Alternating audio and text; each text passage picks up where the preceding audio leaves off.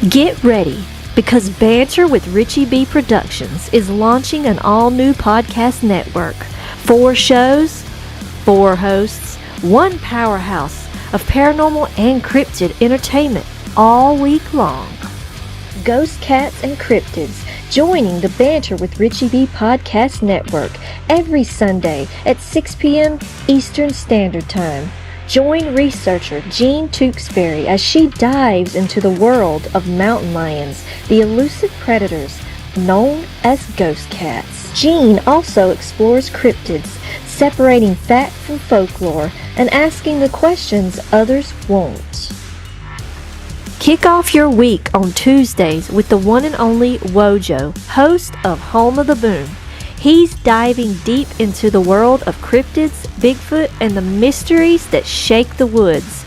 Interviews, investigations, and the loudest boom in the cryptid community. Every Tuesday from 7 to 8 p.m. Eastern Standard Time. Fridays get a little darker and a whole lot prettier. Join Sam from Sam's Pretty Paranormal, where makeup meets the macabre. It's Sam After Dark, spooky storytelling, and her fan favorite segment, Cooking for the Dead. Tune in every Friday from 9 to 10 p.m. Eastern Standard Time for glam, goosebumps, and all things ghoulish. And every Saturday at 6 p.m. Eastern Standard Time, the flagship show returns, Banter with Richie B Live, featuring Richie B and WOJO.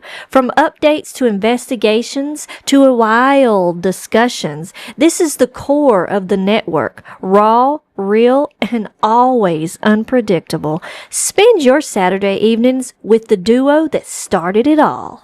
4 nights of content, 4 incredible hosts, cryptids, ghosts, glam, stories that will keep you on the edge of your seat. This is the Banter with Richie B Podcast Network.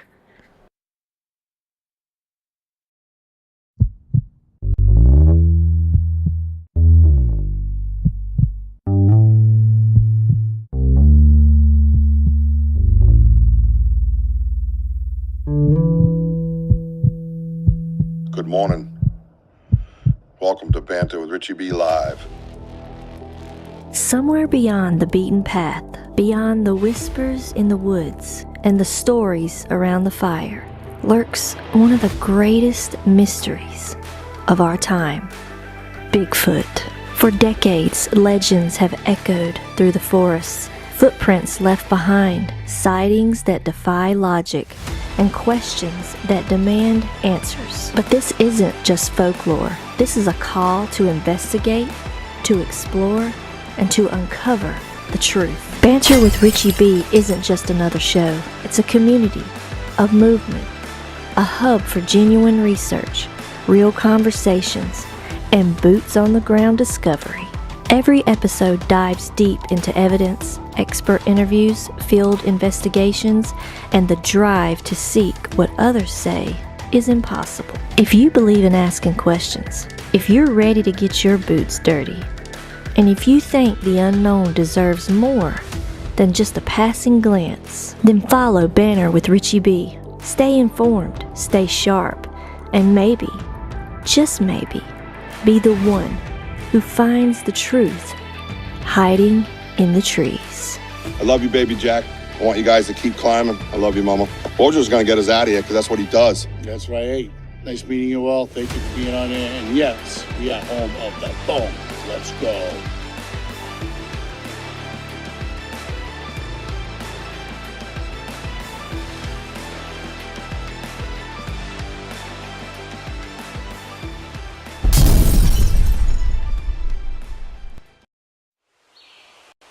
Not every mystery is a myth.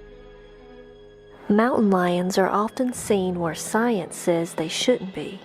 So what's really out there?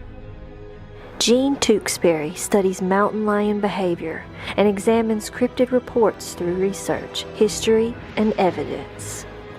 Ghost cats and cryptids, where real research meets unexplained encounters. Come into the Banter with Richie B Podcast Network, February 15th, 6 p.m. Eastern Standard Time. Because curiosity is how discovery begins.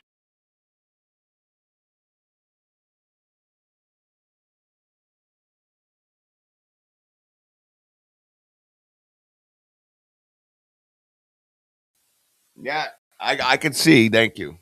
That stupid thing didn't auto switch to mute. Whatever. I don't feel good. Hi, everybody. Welcome to Banter Should Be Live. I feel like shit. I look like shit. A bunch of shit.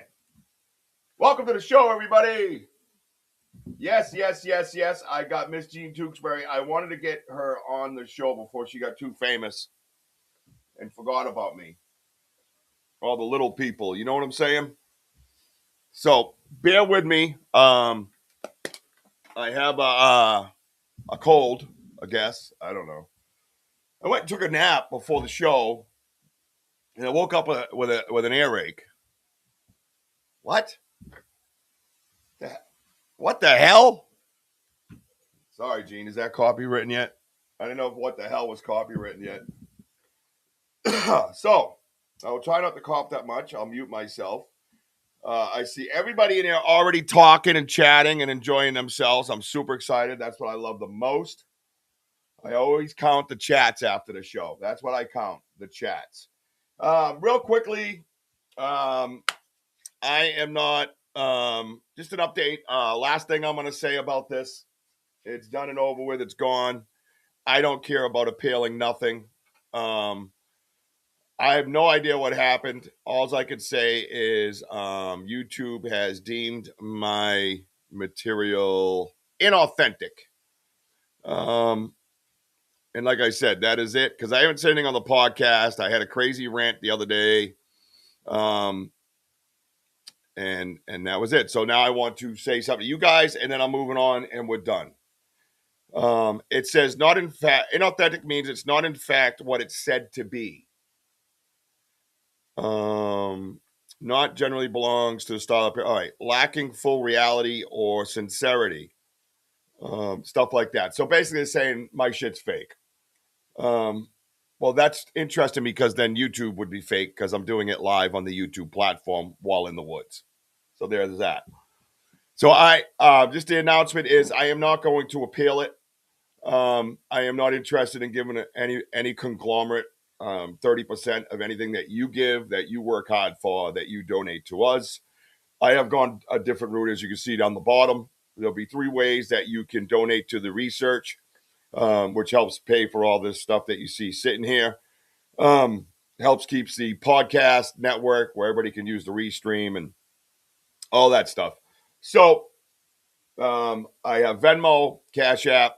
I do have Buy My Coffee, but I got to connect it. So that was my friend Susan told me about that. So there's Cash App. Oh, PayPal's the other one. So you'll see them running across the bottom. If you feel that you can help the research with $1, great. If not, that's fine too.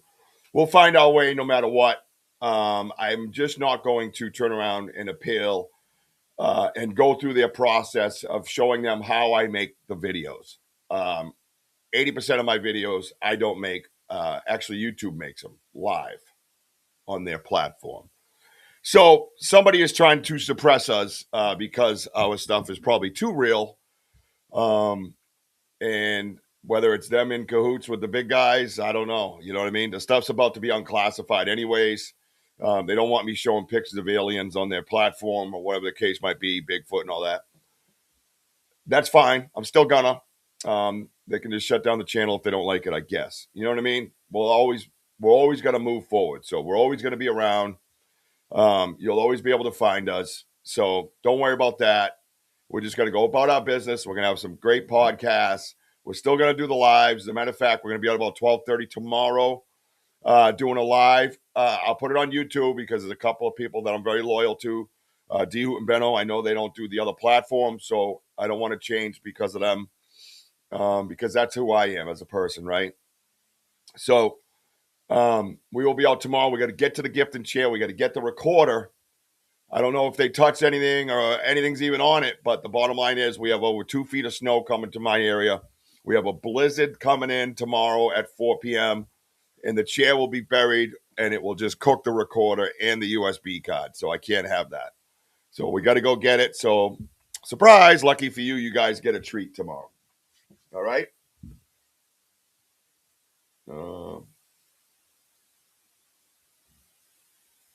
Yeah, no, John, that's something I keep in mind, and I've said that a few times on the lives, and I don't want to get too close because you're right. There is radiation. There's actually stories about, the 2-year plan when you touch them. So, or if you get near them, but I've asked them not to get all that close, right? So let's get WOJO in. I'm going to go as long as I can tonight. I might have a shortened show, 7:30 or so. We'll see. I want to talk with Gene. For one, I want to see how our first podcast went. I, as a viewer, I love it. I love it. I love it. I love this. I love talking research. I love talking research techniques. I love talking discoveries. And one of the subjects she's going to bring in tomorrow night to her show, which I'll let her bring it up to you, is one of my favorite subjects as far as technology goes. I didn't tell her that. We had a quick meeting earlier, but we were getting off the air when she brought it up. And I needed to take a nap. So we're going to have a nice discussion tonight. I don't know if I'm going to pop anything up on the screen that'll, piss off the powers to be. You never know. So stick around. You don't want to miss it. And everybody, if you want to share this out, you want to hit the like button. That's awesome. If you're new here, hit like and subscribe. Hit that notify button. All the podcasts will still be linked right to this this YouTube. Okay. I got to be honest with you. I have talked to a few people, and there's one more person I got to talk to about having our own platform completely. So that is something that is in discussion. And when I mean in discussion, in my head with the others. So once I get thinking something, I have to research it, as you critical thinking researchers know, until you get every damn angle of it covered. So I would not love nothing more than to have you just go www.banterrichieb, and then boom, you're just on our podcast. You know what I mean? So that's something I'm looking into. Okay. What's up, Scott Baker Sr.? Look at you, bro, making an appearance. You ready for that blizzard, son? WOJO, come on and say hi to our friends. Let's go, man. Yo, what's up, everybody? And boom! Happy Saturday to you all. And yeah, I can't wait for this this monster of a storm that's going to come. Especially they're talking now. They're saying up to 70 mile per hour winds. That would be fun. Yeah, it's gonna be a nightmare, and I'm not looking forward to it, man. I'm done. I'm already done, and to have another 2 feet be dumped on top of the foot that's still out there. Thank God we had a little bit of melting, right? Yeah. So we're gonna have 3 feet of snow on the ground. It's gonna be March, and it's just slowing down my season for work, and it's really, really, really gonna put a damper on my life. Right. So, Well, but I am the weeks. man. But I am the man, the myth, and the legend. Just so Yes, you know. you are. That's right. That ass mofo. That's what I call it. That's right, baby. Yeah, 70 mile winds are crazy. So let's get saying hi to everybody. Yeah. And by the way, Rich is going to read. You guys set our new record for chats. We weren't even done with the promos, and it was already 100 at 6:05. So you beat it by a minute and a half. What are you talking about? 6:05. What, intro? 6:05. Yeah, you look at the time. It's 6:05. We weren't even done with the intro, and it popped up 100 messages already. A lot of active people. Oh, in the fastest time. Yeah, I think well, what did I tell you our record was? It was 9:13. That's what it was. I thought it was the 12:68, but that was combined with something else. And then I learned how to narrow it down to just the show. So yeah, home of the boom. What's up, baby? But yeah, so let's go up. Let's say hi. Well, thank you for that, WOJO. Already 100 chats. I like that. And it's funny because I got kicked out of my chat. My chat went blank. No. Yeah, I had said hi to everybody, and then boom, on mine, it was nobody. I'm like, really? It did that once before. It was weird. I had to reload it. A long scroll because there's a lot of activity. I love it. Yeah. Hey, Gianni Chow. What's up, my man? Lori Ladd. If you said hi earlier and you haven't said hi since, what up? It's here now? Yeah. All right. I do have a long scroll. WOJO, say hi to everybody. I got to take care of one thing. Sorry, guys. I had some. Yeah, go ahead. I had some medicine delivered. I'll be right back. Well, our first one was Richie. Yeah, Richie says, I am first. I win. Meatball. Tante Elda, thank you for being on here, and I'm glad you're feeling better on. So many blessings to you. Denny O, great to see you, brother. Tante to Robin Smith, great to see you on here. Laurie Ladd, the blue meanie. Great to see you, Laurie. Mary Newbert. Mary, great to see you. Bye-bye, Mary. Gianni, buongiorno. Hey. And of course, BDA. How's it going, Andy? Great to see you on here, Andy. Oh, boy. Host. I want to make sure I catch everybody. Paul Box, great to see you, brother. Thank you for being on here. Tyler, Roller Dog. Roller Dog's in the house. And the professor herself, Curious Cryptids. I'm calling you the professor. From the UK, and she is awesome. I love her work. And many blessings to you.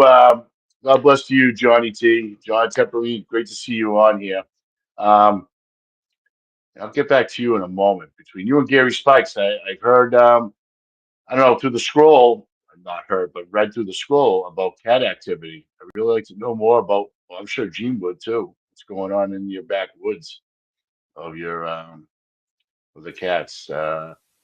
Mr. Dave Lester, great to see you there, brother. Thank you for being on here. Randy, great to see you on here. And of course, Gary Spikes, great to see you, brother. Thank you for being here. Appreciate it. Sorry about that. Thank you. Oh, that's okay. Way to hold it down, man. Yeah, I had Jessica's got a 10-hour shift. She ain't leaving till 7, so she had me send some medicine.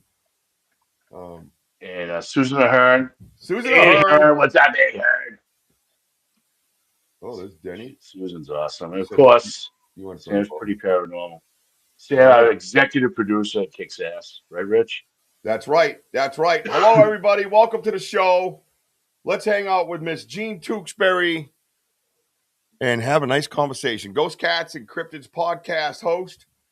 Sunday nights from 6 to 7 right here on the Banter Richie B Podcast Network. She is the new superstar. Just a few more, Rich. Superstar. Yeah, superstar. Remember that girl? She used to do this with her armpits. Who else? Melissa, great to see you on here. Lisa Rose, long time no see. Yo, Lisa. That's my sister. Yep. And of course, Pony Boy himself, Mr. Tim Vogel, who's been very busy at the at a festival out in Springfield. The legend. Rich, you ever watch what's that? What's that? The tuna show? Yeah.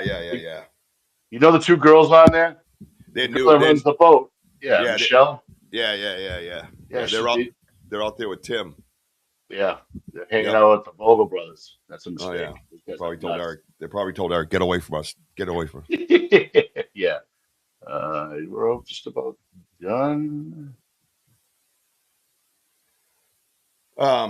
Yeah, real quickly. So if you guys donate, just put C, with your amount, and then V with your amount, and P with your amount, and we'll give you a shout out. We'll get you up on the screen, and just like they do with the what the platform does, you know what I mean? But we'll do it our way in house, and none of your money goes to them. So that's a good thing, right? D Hoot, I just saw D Hoot. Hi guys, Sam. If you see this, I sent you a text, please. Ben Tubing, we love you too, Bell. Love you, Tubing. I saw Kelly Porter came in. What's up, Kelly Porter? Kelly and Denny O already said. Country Carpenter, great to see you. Thank you. Cece's been coming around. He's making a comeback. Yeah, making a comeback. Oh, okay. That's right, Jim. We got the C and the his. Hey, back to you, Bob. Well, Jim, everything's covered. Good job, co-host. Outstanding. Boom. All right. All right, let's get what the hell in here. Oh, my God, look at Lori. Says, hi, Roller Dog. You're making it stick. Yeah, making it stick, bro. The roll dog. Everybody, welcome to the stage. The legend of Maine, Miss Jean Tewksbury. Hey-o. Hello. I'm a superstar. Superstar is in the house. Hey, girl. Hey. Yeah, we're showing our age, girl. Like I said earlier, I'm a legend in your mind alone. No, not at all, man. You can talk. Oh, not at all. You know, the Vogel brothers introduced us or told me about you. It was all legendary status, man. Tim can vouch for that. You know what I mean? Yep. So I love just old school, down to earth, you know what I mean? Homegrown, passionate research, you know what I mean? And that's what it's all about, man. I just got, I want to remind everybody kind of where your roots came from, right? And I know you were introduced to yourself last week and stuff. And, some of it, I think, bears, I just got to, oh, okay. Hi, Wow. Melissa. Hi, Kelly. I think it's amazing. I know I love how our friendship has grown, right? I love how our friendship has grown. It's like I just love you as a person. I love your husband. You know what I mean? In a weird way. Very. Very. Yes, very. You're right, Wojo. Yeah, very. Kelly Porter says good evening to you. Richie, be Yeah. careful. There's lots of beers. Shut up, Tyler. And of course, Miss Sydney too. On She's multitasking, creating a Venmo account. Wow, Lori, thank you. That's so cool, man. Let's kick some ass, man. Let's show them what's up when we come together. Because watching that clip go down, man, they took off an end of my clip. So I was so taken aback by that this morning. I have a clip where the pot in the end is the key, and the clip was always Wojo's phone. And at the end, and it was me going, hey, can you make it go dimmer? And, I wouldn't say duh like that, and it dimmed it. And then I said, all right, make it go bright. And it came wicked bright and then shut his camera off. And they clipped that out. They did. I'm just going to say they, so we're not beating up the algorithm, getting in trouble. The platform that thing is on. I just discovered that. I'm like, wait, what? What are you talking about? I watched that clip like 4 or 5 times with Jessica. Like going, look at this, it's doing it on command, like, all that stuff. And then, I noticed the inauthentic comment and I said, oh, they're trying to make me look fake. They're trying to make us look fake. And the sad part is that we all know because we're live watching it. But anyways, enough about that. I just think it's kind of humorous now. But let's show them that, we're not going to be held down, man. We're not going to be held down. We're going to rise. We're going to keep climbing. And, we're going to do even better this way. And you're going to do even better this way. Better equipment, better resources, better reach, the possibility of a better platform of our own, stuff like that. So, so many things can come of this. Yeah. Wow. Right. Yeah. So they really stuck it to me, man. Thanks everyone for joining the show. Look at Gary over here doing his moderation work. Yeah, Gary's a great moderator. I'll tell you. Thank you so much, Gary. You're a gift. I don't know if he can help it. He come over here and has the buttons going. He's like, I'm working, baby. Yeah. I'm working. But no, thank you, Gary. That's awesome, dude. Thank you. Jump right in, man. Make yourself at home. By the end of the show, you'll have yourself a wrench. Let's go. Bigfoot is one thing, but throwing that in. Yeah, it is, right, JT? But what's funny is everything's about to be, well, we don't know about everything, but a lot of it's about to be just declassified. So why does that leave me in a area of where you want to hide shit? Like, are we finding out more things than we're supposed to, like the veil and the portals? And, is there all these other things combined that's happening that maybe we're blowing up the script? We're blowing up the script, baby. Woo! What's up? I love it. I love it. I love it. I love it. Anyways, back to Jean. Jean is my sister. Oh, yeah, girl. That's right. You my sister. Yeah. I told you the other night we were family and there's no backsies. No takesy backsies, right? My kids always do this. Nosies. That means I have to change the diaper. It's never good. No, but when I met you and I did, I did a little I don't research people necessarily. When they intrigue me about their work, then I'll look at some of your stuff. You know what I mean? I'll check it out. When I do an interview, I want an organic interview. I want to, find out where you're from, where you were born, what your parents were like, what school did you go to? Did you graduate? That to me gives integrity. It leads to integrity, right? So I can get a story together, and then it leads to me integrity. So when you discuss your research, it gives it that validity, right? Where you're talking to somebody you can believe because they're a good person. You know what I mean? Mm-hmm. That's what I look for. That's what I love, And now we've researched together. We've researched Bigfoot a couple times together, right? Mm-hmm. Isn't that crazy? Yeah, I know. Yeah, not even just once. A couple times we do out at Vogel's and up at Charm and Fair Farm. Yep. And as a matter of fact, this year again we're going to be at Charm and Fair Farm, and I will be your host at Charm and Fair Farm. That's right, Jim. The 27th and 28th of June, the day after my birthday.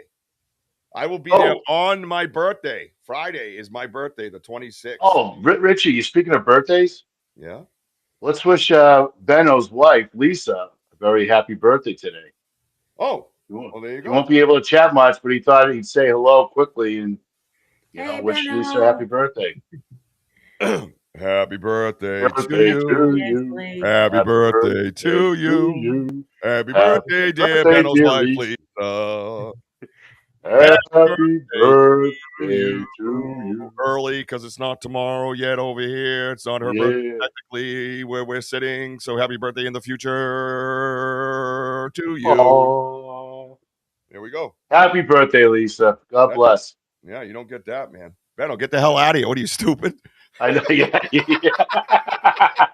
What are you thinking, bro? I hope you must have a nice couch.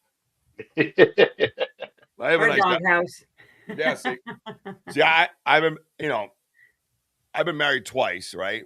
Working on my third, and I made sure when we moved in together that I bought a big, beautiful L-shaped couch because I know me and I know how many times I'm going to end up on that motherfucker. You know what I'm saying? Mm-hmm. Yeah. So listen, guys, word of advice: get yourself a nice, fluffy L-shape because you know you're going to screw up. And to think that Richie's only 27 years old, right? It's been a rough life, bro.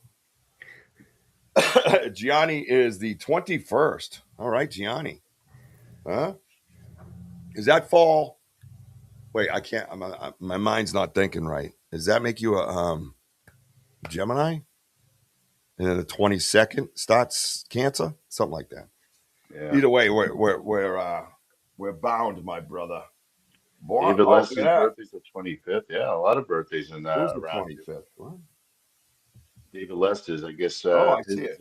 David's birthday's the 25th. There you go. I only have, in all my years of living, I've only had 1, 2, I think 3 people that share my birthday. It's a very rare birthday. Very rare. As you can tell, I mean, once the mold's broken, it's hard to get it back, baby. Yeah. No, so anyway. 22nd. Nice. Well, happy birthday to everybody, all right? Now shut up about birthdays. No, just kidding. Yeah. Gene, you're up in Maine, right? Yep. Born and raised? Yep.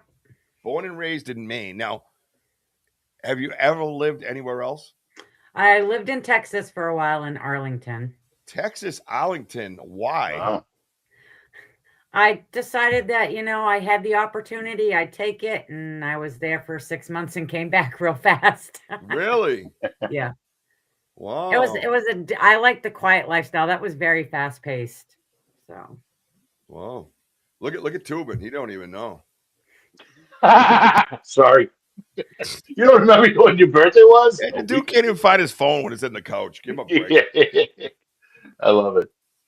So you were in Arlington, Texas. Was this in a very young stage of your life? Yeah, I was fresh out of high school when I moved down. Oh, okay. So she was like, "Woo, Arlington, Texas." Not so much. Right? Yeah. Well, that's a huge like culture shock. That's, I think, what it was, and it was. I mean, I love the experience, but I was glad to be back in Maine. My son, about 7 years ago, comes into the house and he's like, I got some bad news. And I'm like thinking health here. I'm like all freaking out. And he's like, I'm going to move to Pennsylvania. And he brought his father with him, who because he was afraid I was going to kill him. And I'm like, oh no, it's a life lesson. Go learn. You're going to learn on your own. If you fail, you fail. If you succeed, you succeed. You got to do what you got to do. Because I said I did that when, I got out of high school and I went to Texas, and stuff. It's just one of those things. Is he still there? No, he did come back. Did he bring the father with him? His father lives in the southern part of the state. So he's His back. father didn't move with him. He brought his father with him to tell me because he was afraid I was going to kill Oh, him. he brought him in the house Oh. to tell you. Oh. Oh, I thought he was going to Pennsylvania with him. No. No such luck. Sorry, just kidding. I guess I'm scary, so. Yeah. Oh yeah. Gene's like, what? I will cut a bitch. Like seriously, like what is going on with you, Gene? I will break you in two, kid. Yeah, why are they so nervous? How old is your son, and how come I haven't met him yet? My son is actually 35. 35, Gene. You have a 35-year-old. You look so young to have a 35-year-old. Oh, you suck up really well. I mean, I got a 22-year-old. That's it. That's as high as I go. And yes, I do suck up very well. But go ahead. No, my daughter's 22. That's it. I had my first child when I was 32. A lot of people had me coined for having, miscellaneous children. That is not true. Not true. I got 7, but they're all straight up legit through marriage. Oh, see, I swore you said you had 83.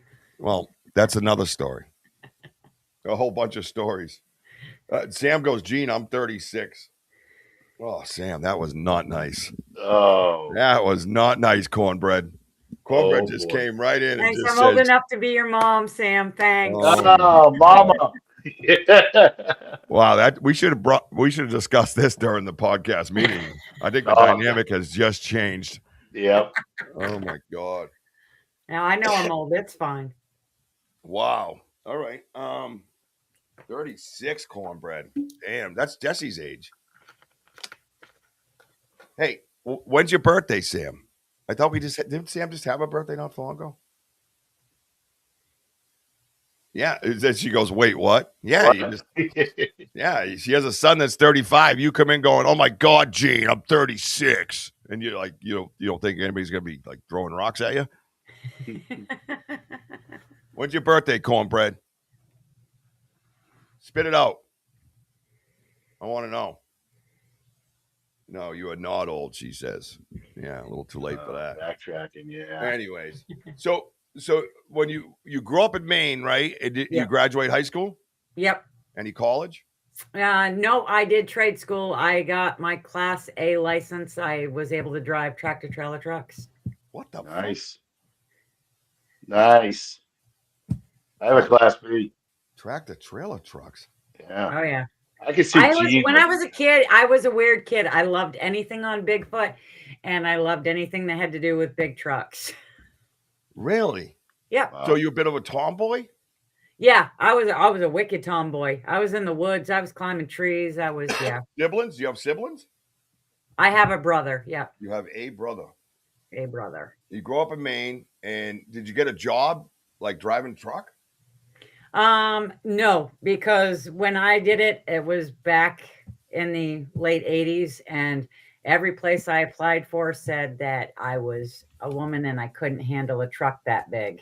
I was offered a job in Georgia where I could just drive within Georgia limits until I turned 21, but that was kind of a big step to move someplace I didn't even know about, Oh, let me tell you something, girl. You think Texas is a culture shock. You get yourself down to the backwoods of Georgia and you're in a whole different world. When I moved down to Texas, we drove down, and the scariest place for me was Oak Ridge, Tennessee. We went through at night. There was nothing but dead trees, a weird hotel randomly in the middle of nowhere.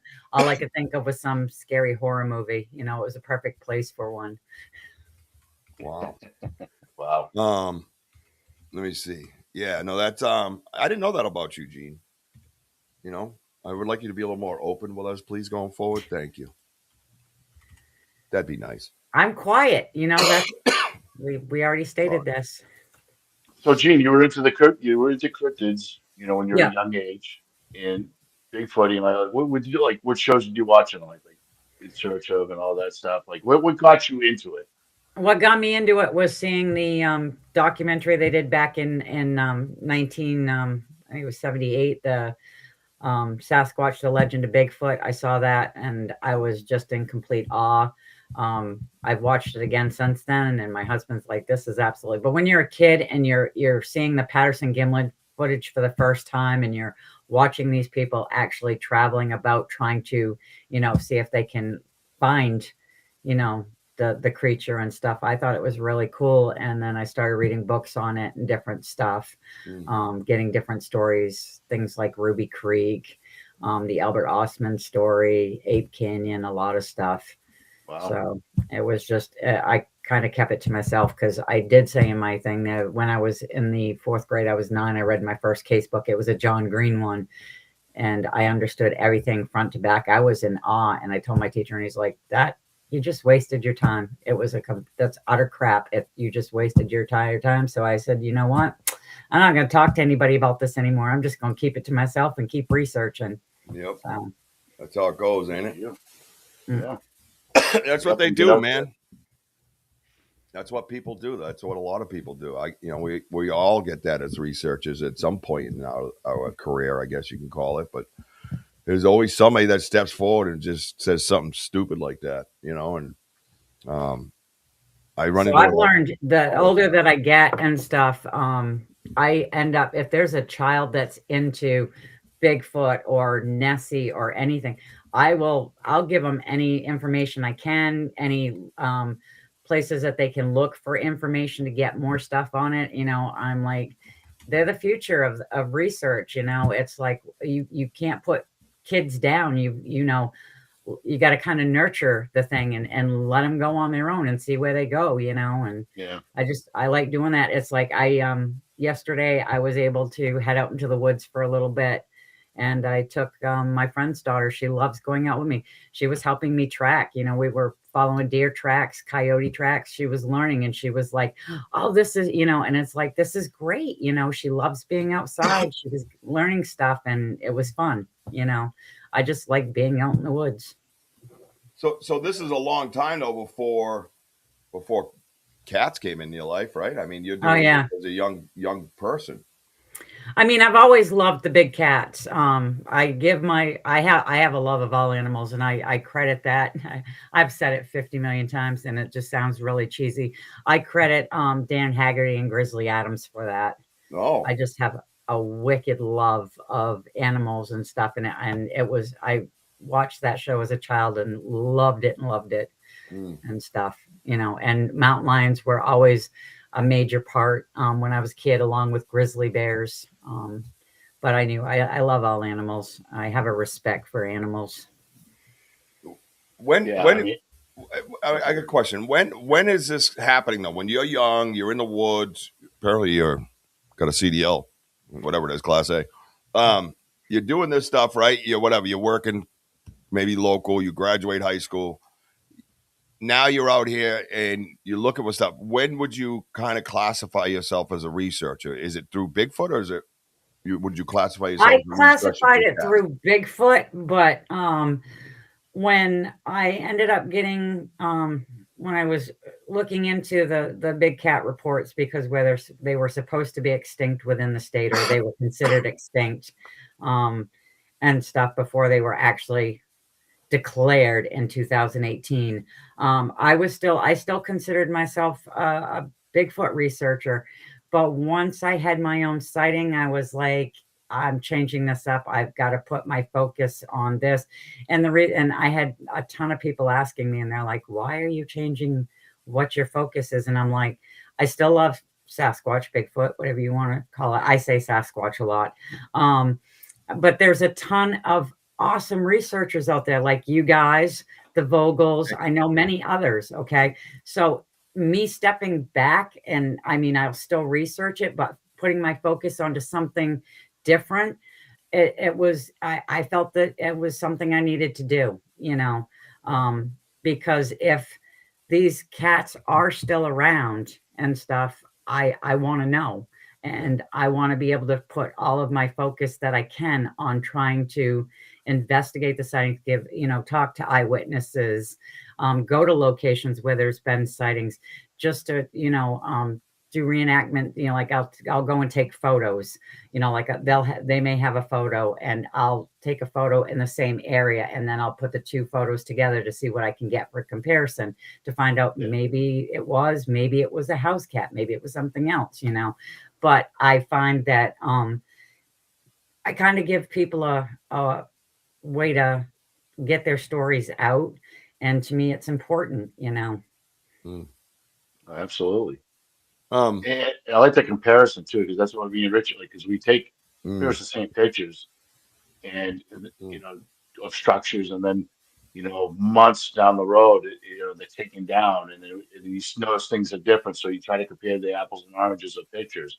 I mean, that's good researching right there. I'm trying to understand the habitat around that part of the woods, what's going on, Yeah, like Richie was saying yesterday on the live, which I thought was cool, you know, because somebody had mentioned something about the animals, and Richie's like, we don't have bobcats, you know, we don't have the black bears, and because I think you were discussing, the gun situation. I don't carry one either.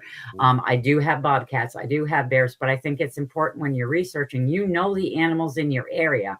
That way, there you have an idea of, what possibly could go wrong if something did. With me, I carry a buck knife. I also carry I still carry my tree knocker. So, but Oh yeah. I know enough when I'm out, especially when you're looking for the cats, because one of the names that of the 40 for mountain lions is they're sneak cats. Well, all big cats are sneak cats. They come up from behind. But it's like, I know enough to make noise because these cats don't want to be seen. So if you're out there and you're making a little bit of noise, they're gonna scatter. So the young lady that I took out yesterday, she's 9. We went to another area a few months back and stuff because, like I said, she loves going out in the woods. We actually spooked a bobcat. She watched that thing just dive into the thickets, and she was like, "Oh my gosh!" And I'm like, "Yeah, see, talk. You're gonna scare them more so, And she was just like in awe. And neither one of us felt threatened, but I also am very cautious and know that I do need to keep an eye out. Yeah. No, I love that. I love that. I love you getting someone young out there with you too and doing things. Max used to come with us for a long time, and I think he's been spooked a few times, so he's taken a back seat with it. But Oh, yeah. he's had him run right by him. You know what I mean? Crashing through the woods. And that was his big experience in life. Something he'll never forget. And when he gets older, I know that curiosity is going to dig at him. You know what I mean? He's just going to keep digging at him. Probably D Hoot. You're probably the only one hitting the emoji button. Yeah, hit that emoji button, guys. Yeah, no doubt. Oh my God. No, I think that's great. I think that's smart. I think that keeps everything going. It keeps the next generation hungry, right? Yeah. And yeah, it makes sense. It makes sense to do it that way. And a lot of people don't realize that, by getting somebody out there, how educational it can be, right? And us, like you mentioned, we're all about educating. We're all about, because we're learning as we go. So we're like, oh, what's this? And then we have the discussion. It's not like we're the professors or whatever that we think we know everything, because we're learning it as we go. But we're telling you what we're seeing in front of our eyes, and trying to explain it to you through the phone. So it became a bit of an educational type setup, unknowingly, I guess. You know what I mean? Just trying to be detailed and have that conversation. But we have gathered a lot of information, a lot of data where we can actually sit there and have that conversation as educators now. So it's very important and very vital that we do it that way. Not be afraid to teach, not be afraid to have that educational type conversation, because it keeps that negative, derogatory stuff out of it, where you're not dealing with all these haters and people that want to shit on your research. You're kind of pushing them out, because look at what we've done here. We have a lot of people on the side, and you're one of them too, and you're in there with us, and you have a background of research.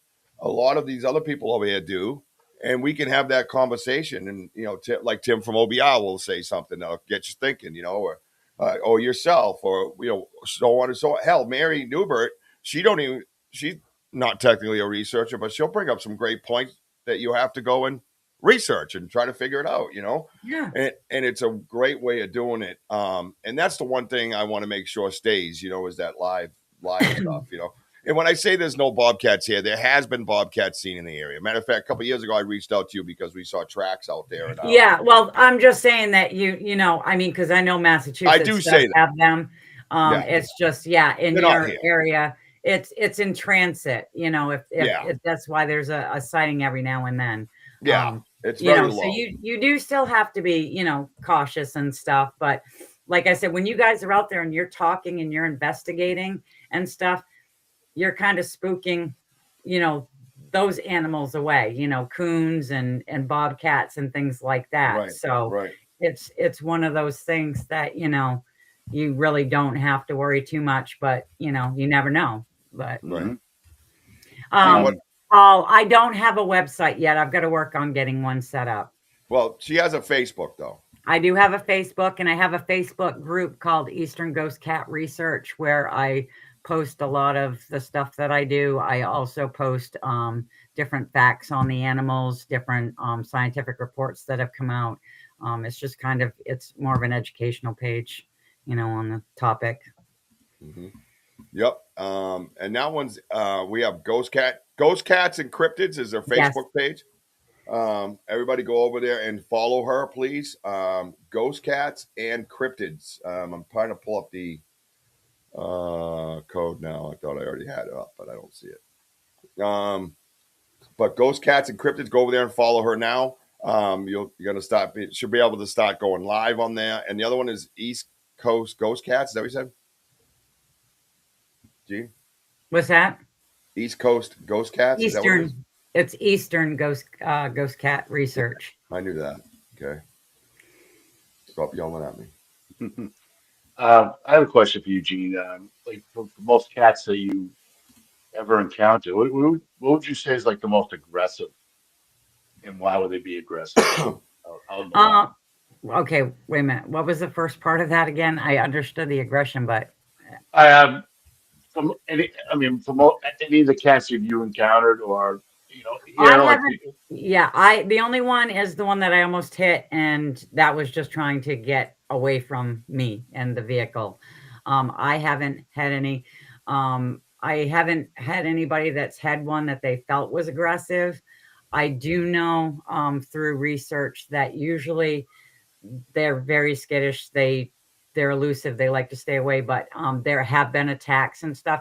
Usually with cats, it's due to the fact that they've got a cub and mom is trying to protect them, just like a bear. But then you also have ones, and I spoke of this on my first debut episode there of the podcast, that you have young ones that they usually stick with their moms for about 2 years. Well, sometimes, you know, after about 2 years, mommy's getting tired of it and she kicks them to the curb. And if they haven't been properly trained on how to hunt right, they will go for whatever is the easiest. And sometimes that's people's pets. Sometimes, you know, they'll be too close to humans. And then once they get older, a lot of times they get too old to be able to chase things down. And it's the same thing. They can be aggressive. They can, you know, go after pets and livestock and different stuff. I mean, some that are younger you can have a rogue one. I mean, that's not impossible and stuff, but most of the time they're just extremely elusive. Mm-hmm. When you had your encounter, right? Where you saw a mountain lion, right? A juvenile mountain lion. That must be like. Go ahead. No, that just must be crazy, man. Like I don't know. I'm just trying to imagine. Because it was just a little after 6 a.m. It was April 2nd, and I had just taken my daughter to work and dropped her off. So I was headed home, and I'm coming down a hill in the next town over. It's like 5 miles from my house, and I see an animal by the culvert area. So I slow down. You have to slow down anyways, because it kind of goes, it's a steep hill that comes down and then it will go up. So it's this big dip, but on both sides is a wetlands marsh area. Mm-hmm. And the culvert, I noticed an animal there. So I'm slowing down as it is, but I slowed down even more because I didn't know whereabouts it was going to come out at. And it came out along and I slammed on my brakes and I'm going probably 5-10 miles an hour. And this thing starts running up along the front passenger side of my car. And it's a feline. It's a very large feline. But the thing that I didn't realize at the time is when mountain lions are young, they're actually the really dark rusty color, but they've got black spots all over them. And here I am, I'm driving along and the thing's picking up its pace. I'm still sliding towards the middle because I don't want to hit it. And it ran a good 50, 60 yards up. And I'm thinking, I'm going to hit this leopard. What the hell? We don't have leopards in Maine. And it took this giant leap and went into the thickets over to the rock wall. And you just see the tail. And I mean, I was like in awe. So I get to the top of the hill, the other hill, turn around, come back. And there's a little place where you could pull off. And I get out and I start looking for it. That was a big mistake. I didn't think before I did that because literally it's a juvenile. And if Mama was around, I would have really been sorry. But I didn't see it. I walked over towards where it went in and it just kind of disappeared into the thickets and I didn't hear anything, didn't see anything. So I got back in my car and come home and grabbed my gear and went back and did cast the only track it left in the dirt before it hit the tar. Really? Oh, well, Gene, I just shared out your page onto my page and invited all my friends, and you went from 38 to 46 just like that. Wow. That's great, guys. Thank you. I mean, that's outstanding. I put it out on Facebook, and let's see, what do we do now? Well, 47. There we go. We're almost ready to go live. Tomorrow night, you'll be ready to go live on your own Facebook page. Let's go! Woo! Love it. Yeah. My people coming through.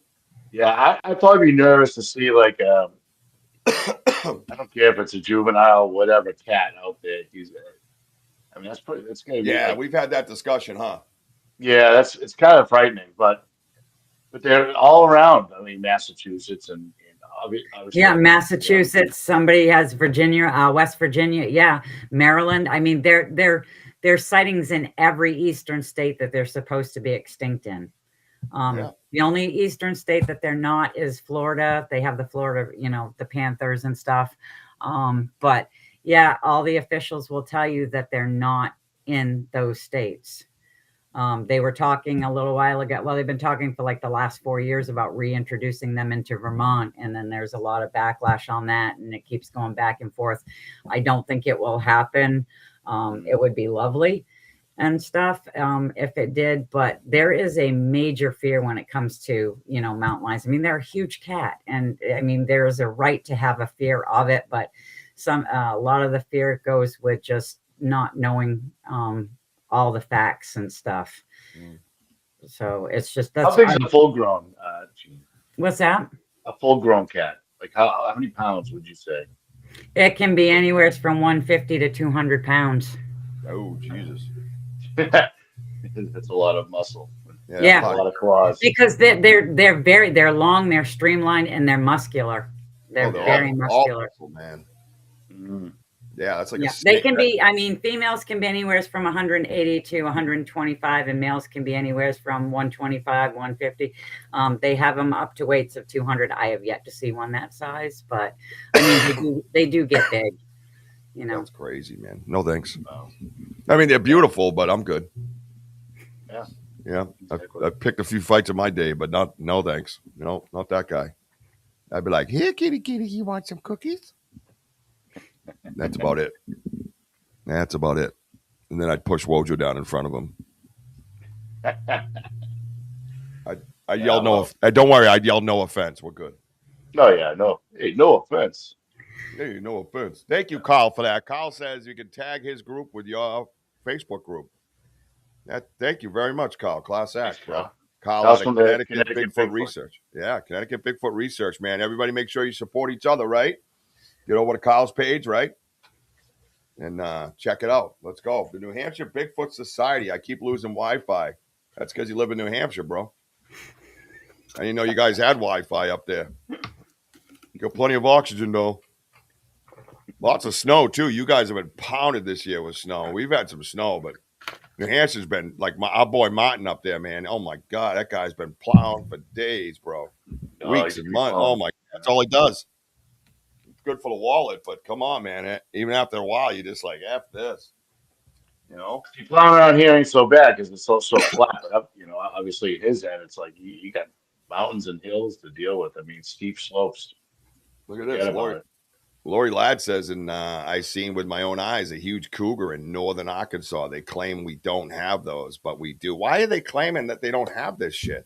What is the purpose of that, Gene? That I don't know. I keep getting different things. I've talked to, like I said, I talked to the former state biologist who had them declared extinct. I've talked to the current one, and all they keep doing is nothing changes. It's mystery. What?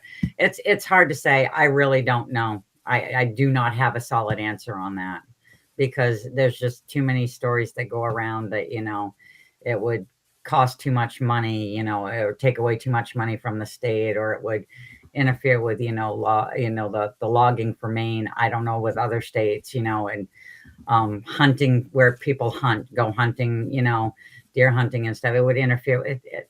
It's just from what I'm told by Inland Fisheries and Wildlife is no, it wouldn't, but I don't know for sure because I keep getting the runaround sometimes too with them.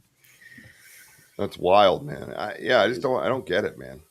I don't get it either. It just doesn't make much sense.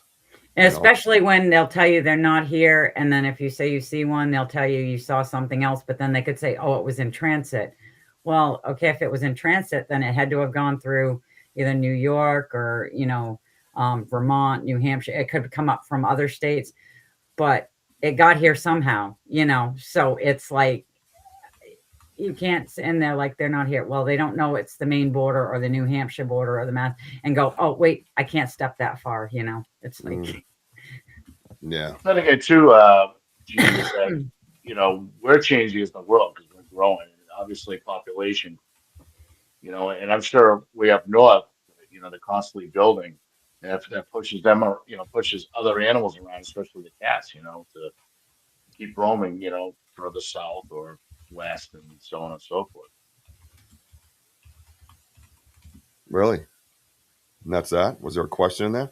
Or was that just a statement? Oh, no, I'm just like, kind of like, just following up, like, yeah, they'll just keep moving and just like, yeah, I mean, I was talking, on my podcast last week and stuff, and somebody asked what the territories were, and males can have up to 100, 25-mile radius. Okay. Females usually have between 50 and 75, and you can have females overlapping in one of the male territories, but no males can overlap. They keep going because they will fight to the death, to protect their territory, right, and stuff. And that's and so they end up dispersing, trying to find other stuff. And I was discussing the one that was killed in Connecticut there, because that one came from the foothills of South Dakota and went through Illinois and a bunch of other states before it ended up in Connecticut. It was a 1.5-year journey. That thing zigzagged here, crisscrossed over there before it ended up getting hit by a car in Greenwich, Connecticut, and stuff. And, it was just trying to find the territory, Yep. This is Kyle's Facebook link right here, guys. Connecticut Bigfoot Research. A fellow New England Bigfoot researcher. We need as many of those guys as we can get a hold of, man, because we've forever been trying to make sure that we get New England on the map. I think we've done great things in this area in New England, and to connect all these researchers together. And Kyle is basically the newest one to us. He's been around longer, but I mean, as far as conversation goes, and connected them with our groups and things like that, and our little circle here. Very important that we all communicate, get all the people in your area, wherever you live, open yourselves up to them, have that conversation. And if they're not welcoming and they're unfriendly, then move on to the next one. There's plenty of them around. Get yourself a nice little circle, man. And compare research and have the conversation, and don't gatekeep and don't shit on each other, and share the stories that you have with them. I find them to be great resources, and Gene might touch on this as well, that, I can go and just have a question, and I kind of know who to go to when I have a particular type of question, whether it's the wilderness, obviously the Bogles. We had those prints out in the research area. I went to Gene, they look like cat prints, things like that. If you don't know these people and you're not communicating with them and you don't open yourself up to them and you gatekeep, you're limiting your resources to get the answers. Research, the quest for facts. You're limiting that quest for facts. Excuse me. John said something quite profound, as all my people on the side usually do. I say they reintroduced them for deer control in Pennsylvania. Interesting. There's a theory, right, Gene? I know. Well, that's the thing is in the state of Maine, okay, they try to say that, oh, there's not enough deer, whatever. It's like, I don't know how many times with hunting season before my neighbor Herb passed, God rest his soul. He would be out and he would have a doe permit. He'd have his regular deer permit. I mean, they literally were handing out doe and permits left and right because we have so many and stuff. So there was like no limit or anything. And they're trying to say that there isn't enough of deer population to sustain, be a food source for them. And it's like, but the thing with mountain lions is they'll eat grouse. Okay. They'll eat anything, raccoons, they'll eat deer. Yes, deer is their primary, but they'll even eat porcupines. I mean, it doesn't matter to them if they can find something, they'll eat it. It's like, so it's like, don't say that. It was like saying that, there's not enough caves in the state. They don't need caves. They're very adaptable. A tree that's fallen over could be shelter enough for them. Thickets is shelter enough for them. They don't need caves. Okay. Do yes. They dig? What's that? I'm sorry to cut you off. Do they dig? Not that I know of. I mean, they do like bury their food, but they kind of just like cache it underneath leaves and stuff. They don't really dig. Yeah. But I mean, I've gotten photos of some trees that have gone over that. It's like, holy crap, that would be like a condominium for a big cat. It'd be a condominium for Bigfoot, and stuff. It's like, that's what bears use. Bears don't all use dens. They just use, divots and stuff, anything that they can slide under, just to kind of give them enough shelter and stuff. Yeah. And everything. Yep. My friend Mary asked, have you seen a lot of big cats up there? Now, what is considered big cats? A bobcat, a big cat? Is that just anything that's not domesticated? Yeah. We have bobcats. We have Canadian lynx, which are a little bit bigger than the bobcats. Beautiful. And then we don't have mountain lions. Really? I seen a bobcat up in Maine, right near Point Sebago. Me and my father. You can see the short tail and the spots on it. I was like, look at the size of that cat over there, out in the field, and right by the wood line. So that's what I will say. I have seen. It looks like a bobcat to me. I mean, pointy ears and everything. And yeah, Canadian lynx have the pointy ears too. The only thing is because the bobcats have like the little kind of side beards there. Yeah. Lynx do too, but it's really fuzzier and they're fluffier than the bobcats. Right. The one thing that the state biologist and I did agree on is the bobcats in this state are massive, because most bobcats people, think it's, about 30 pounds, 35, whatever for a full grown. I mean, I've seen pictures where these things look like they're 50 pounds and they're massive and stuff. So that's, I think right here too, case in point, like JT just brought up about how, he says that they release them for deer population. Case in point, communication, right? Communication between people, not gatekeeping, asking questions, sharing your stories, and then boom, look at Gary says Oklahoma Game and Fish has not big. There's no big cats here, but a game warden said they released 30 pairs of mountain lions to control the deer population back in the 80s. So I was going to say Oklahoma. I swear to God, I saw something a little while ago in the news where they've actually had photos in Oklahoma. Yeah, I thought that they were actually making a comeback there. Yeah. Well, Rich, in Massachusetts. I'm sorry. What's that? In Massachusetts, like Tyler said about the population of deer here in Massachusetts, we're actually overpopulated. That's why the governor did an emergency extension for hunting for the deer. So, I mean, I'm surprised that, with the population that has been growing for the past several years, Yep. why we Yeah, don't have John, bobcat signs. you're right. Bobcats will bring down deer also, but the ones here, they actually like going after the livestock. I've got photos that somebody had sent me because he asked me if it was a mountain lion or if it was a bobcat as a fellow researcher, but he does more with paranormal and Bigfoot. And it was a bobcat, but it had a hog. It took a hog from a farm and it also took one of the calves. Mhm. And it had a little food pile off to the side and stuff, but they will take down deer if they can. Yeah, Tyler, there is an overpopulation of deer, especially this year. Going into the hunting season, I remember that discussion that there was a lot of deer, and we have a lot of deer in our area. It's crazy. I mean, the other night we were tracking something that looked like, there was big flat feet on the live, and then there was all these little deer marks, and we got that tree pulled down right where that was all happening. Kind of like you visualize it like he's messing around with his deer trying to get it, and he just reaches up and snaps the tree down to kind of get in his pathway. Yeah, that's kind of neat. WOJO, what are we doing on your show Tuesday? In-house, right? No. Tuesday, I have Barb Hartman. Oh, that's this Tuesday? It's coming Tuesday. Yes, sir. Damn it. Wait, how did I? Why would- I don't have a thumbnail. Anyways, discussion. Do you want to know if we were going to go over anything on the weather map about the other night, tonight? And I don't know if you wanted to save that for your show, but I didn't know if Bob Hartman wanted to sit in on that. So that's up to you.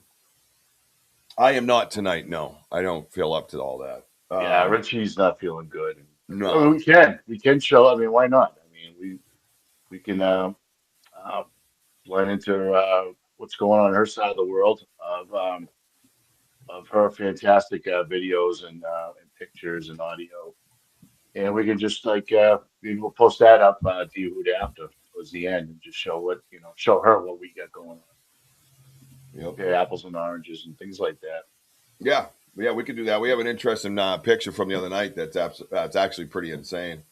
And it matches up a lot of stuff. Anyway, sorry, I didn't mean to interrupt because how D-Hoop gets. She'll keep making sure I get that damn answer. Sorry, D-Hoop. Yeah, from downtown Austin, she has photos of bucks drinking from a bird bath. Does the buck realize that you put vodka in your bird bath? D-Hoop don't drink, but she's like, the deer can. Yeah. A little moonshine. Tuesday night is drill night. Okay. Kid, elaborate on that. Yeah. Lori, Tiger King was 20 miles from me, but when he went to jail, it moved down to 5 miles from Brown Springs. That's where they got loose from. Interesting. Okay. Thank you, Gary. My son-in-law, daughter, and myself have seen mountain lions behind my house. No doubt about what they were. Nice, man. That must have been an amazingly majestic moment. What is your favorite technique of research, Gene? What do you like to do when you pack up and you go out? Like me and WOJO come up with different ideas and things to do, but we have our mainstays. You know what I mean? Like, what is your favorite thing when you're packing your bag? Like you're gonna go out and you're like, all right, this is it. I gotta make sure I bring this. You know what I mean? Because I'm gonna do this. All right, I gotta grab it. You're gonna laugh. Oh. I actually have it handy because I did. Oh, I did it. That's why stands right there. No, in the Speedo. Okay, so I like to Speedo set out stand. trail cameras, but I also like to set out little scent, what I call scent posts, where I put in a stake in the ground and I take duct tape and put it around just to try to get hair samples and stuff. And I'll scent the area around it. And I'll put, I used to put down petroleum jelly. I talked to WOJO about this, and catnip, to kind of, because even though they're big cats, they act like domestic cats at times. They do like to still play, roll around and stuff. They're just a lot bigger and can do a lot more damage. But when I was looking into the University of Montreal's thing there, and they said scent traps, I was like, I'm going to try something. So now every time I go out and I'm going to be setting something up, or I go do my research and stuff, I carry this. Can you read what that says? No, it's backwards. We'd have to mirror it, but I can read Mountain Lion P. That's the same thing WOJO has at his house. Yep. Yep. He tries to break. That's what I take to Right here. Yeah. WOJO uses that for cologne when he goes out to the clubs. Hey, girl. Hey. I tell people not to piss me off, or I'll spray them with it and then send them out. Where does I love these questions I asked that lead to this fuckery. Where does one get Mountain Lion pee from? Is that an Amazon thing? Yeah, I got it from well, this is funny because there's a research facility that does it. They have it all. They have fox, deer, whatever, they have it. But the first time that I went to get it, it said I could have it the very next day because the state of Maine sells it. Now, we don't have mountain lions in the state, except for there's 3 at Dew Haven, and there's 3 or 4 in Gray. Okay. So it's like, if we, are you using those animals to get the cougar pee? I mean, I don't know, but I just thought it was really weird that the state of Maine, there's a facility where you can actually purchase that. Oh, so Gray, the Gray Zoo is part of that too? I don't know if they are. I ended up getting it from a research facility out west and stuff. But I thought it was funny that the first time I went to do it, and they said I could have it the next day. And I'm like, I'm sorry, but if we don't have the mountain lions here, why would I get something that, Yeah. Why do they It's one of my favorite places. The animals. Wait, why does a state that claims that they're not there? That's what I was trying to figure out. I mean, they do have them. They have them at Gray, and they have them at a place called Dew Haven. What do you mean them? The P? No, mountain lions. What do you mean, Gray Maine? What do you mean? Yeah, Gray Maine. The state of Maine, the Inland Fisheries and Wildlife have a state park in Gray, Maine, that's got mountain lions, moose, everything. And then there's a sanctuary in Central Maine called Dew Haven, and they have camels, they've got kangaroos, they've got mountain lions, they got tigers, lions. Are they free range, or is it like a zoo? No, it's a zoo. It's like a zoo. So both of these places are like a zoo? Yep. Arthur says he's seen mountain lions in Nebraska. So what is the big secret that we're keeping with mountain lions? I don't understand this. And by the way, Amazon has mountain lion urine on it. If you want to buy it for $27, get all dolled up and hit the clubs with WOJO.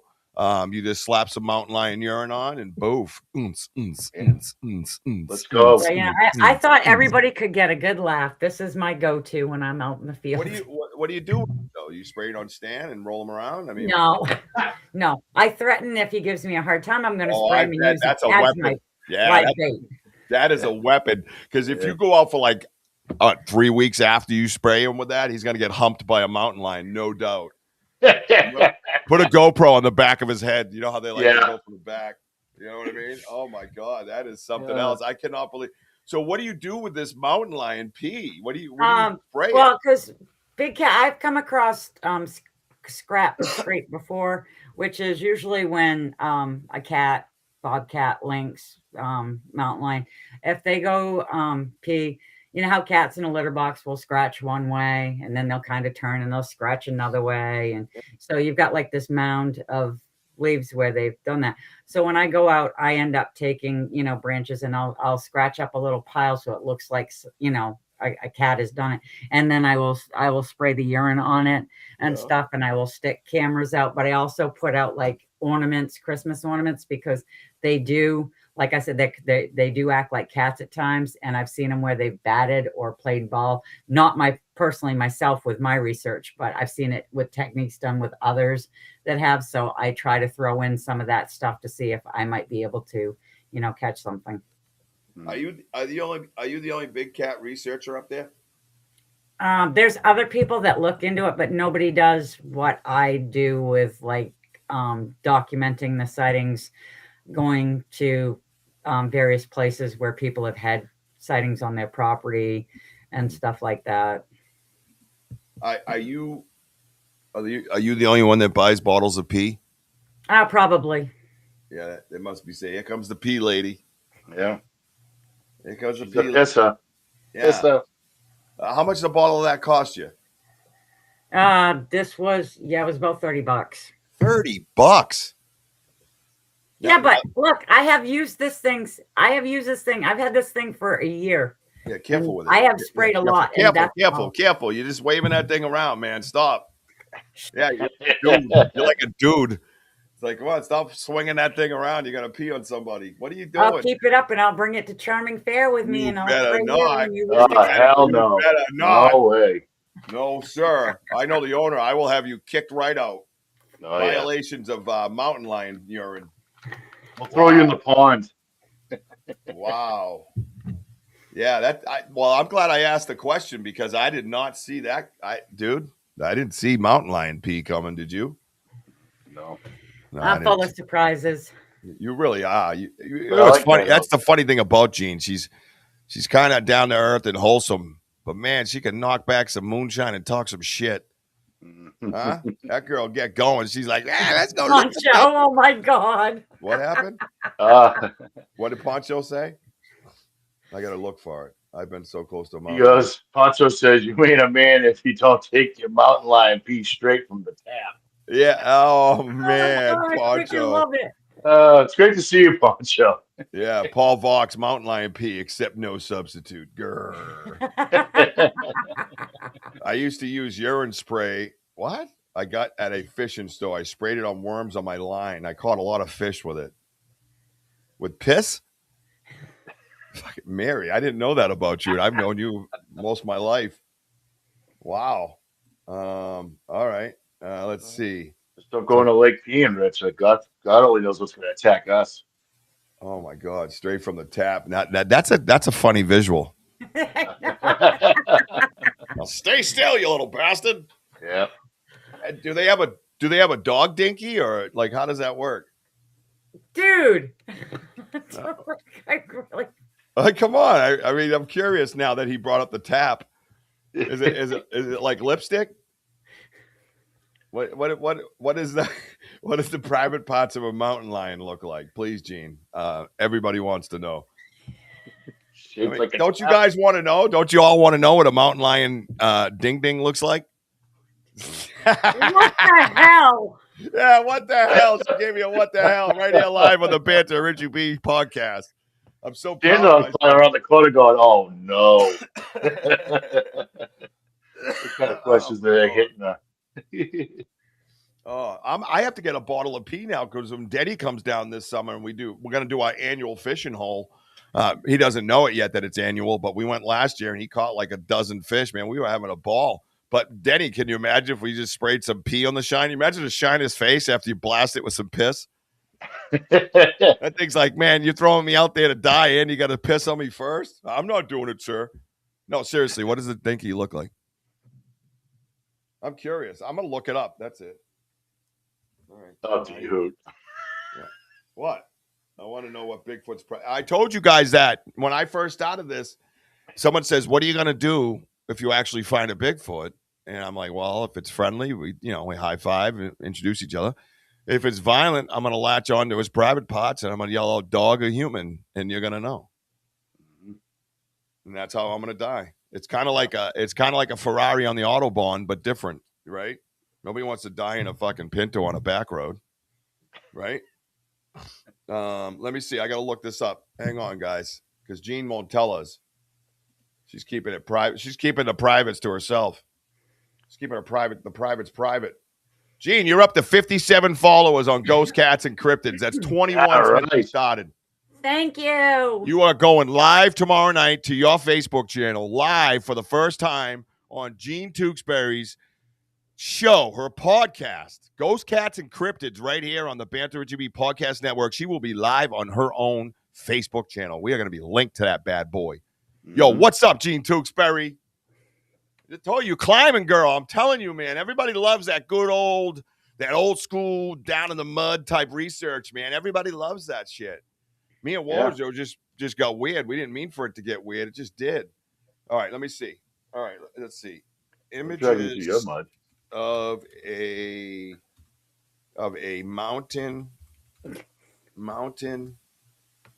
lions. I meant lions, mountain lions penis.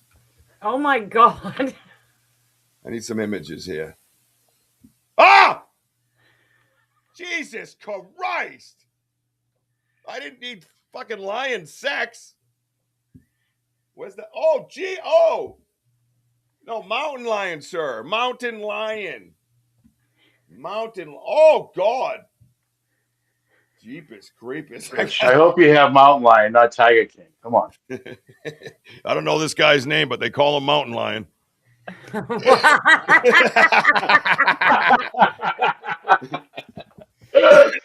know, Richie, you should learn that there's some things you just don't need to know. Yeah, I've never learned that my whole life, Gene. Everything I need to know, I am all over everything, man. Oh wow! Tyler looked it up too. I didn't know they did missionary. Did you know that? What? Yeah. No, that's got to be AI. No. Oh, he's got the face Sam, on. you don't want to know what's happening. Really, you don't. I think that's real. All right, hang on. All right. This is no. I'm back in the. Oh, hi, Sam. Train wreck. Oh, you think that's a train wreck? What did Daddy got for you? Oh, wow. What?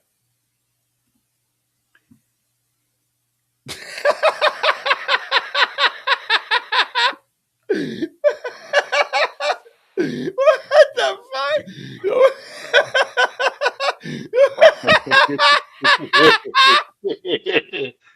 Wow.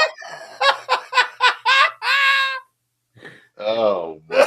Well, what else do you got to do when you live in the Mojave? Oh my God. Oh my God. Listen, Wow. I don't know. I didn't. And here comes Gene to the woods with the I'm mountain lion sorry. spray. I got pee. I know. Hey, guy. Hey, what's going on here? What is that? Sam, This is I'm so sorry. No, I know. You never should click on National Geographics, whatever you do. You never know what's going to happen. Yeah, there's a Wii in here. They look like they have like almost like a Hey, that's P22. P20. Oh, P22. Okay. How big is a lion's penis? I did not type that. I swear. All right. Well, there's a setup of a Wii. It's like a dude's Wii, but it comes out like lipstick. Just so you know. Yeah. Is this rated R by any chance? If it's still like National Geographics? Oh my gosh, I'm crying. What a beautiful cat. Well, Gene, I hope we taught you something tonight. That apparently lions do missionary. I did the little one. Lions do missionary. Oh, man. Hey, Daniel Benoit. Great to see you, pal. Hey, Mr. Benoit. How are you? Daniel. He's probably been watching it. Finally, he's like, damn it, I got to say something. Look at mountain lions in New Hampshire, it says. Oh, wow. That's a cool picture right there. Badass, dude. You don't want to see that coming your way. Hell no. That's when you just drop down, drop your drawers, spray yourself with pee-pee, and fucking lay there. Over. Enjoy the ride on the way out. Enjoy the ride so you don't get mauled. Yeah, you might as well. Just, yep. It's like prom night. Play dead.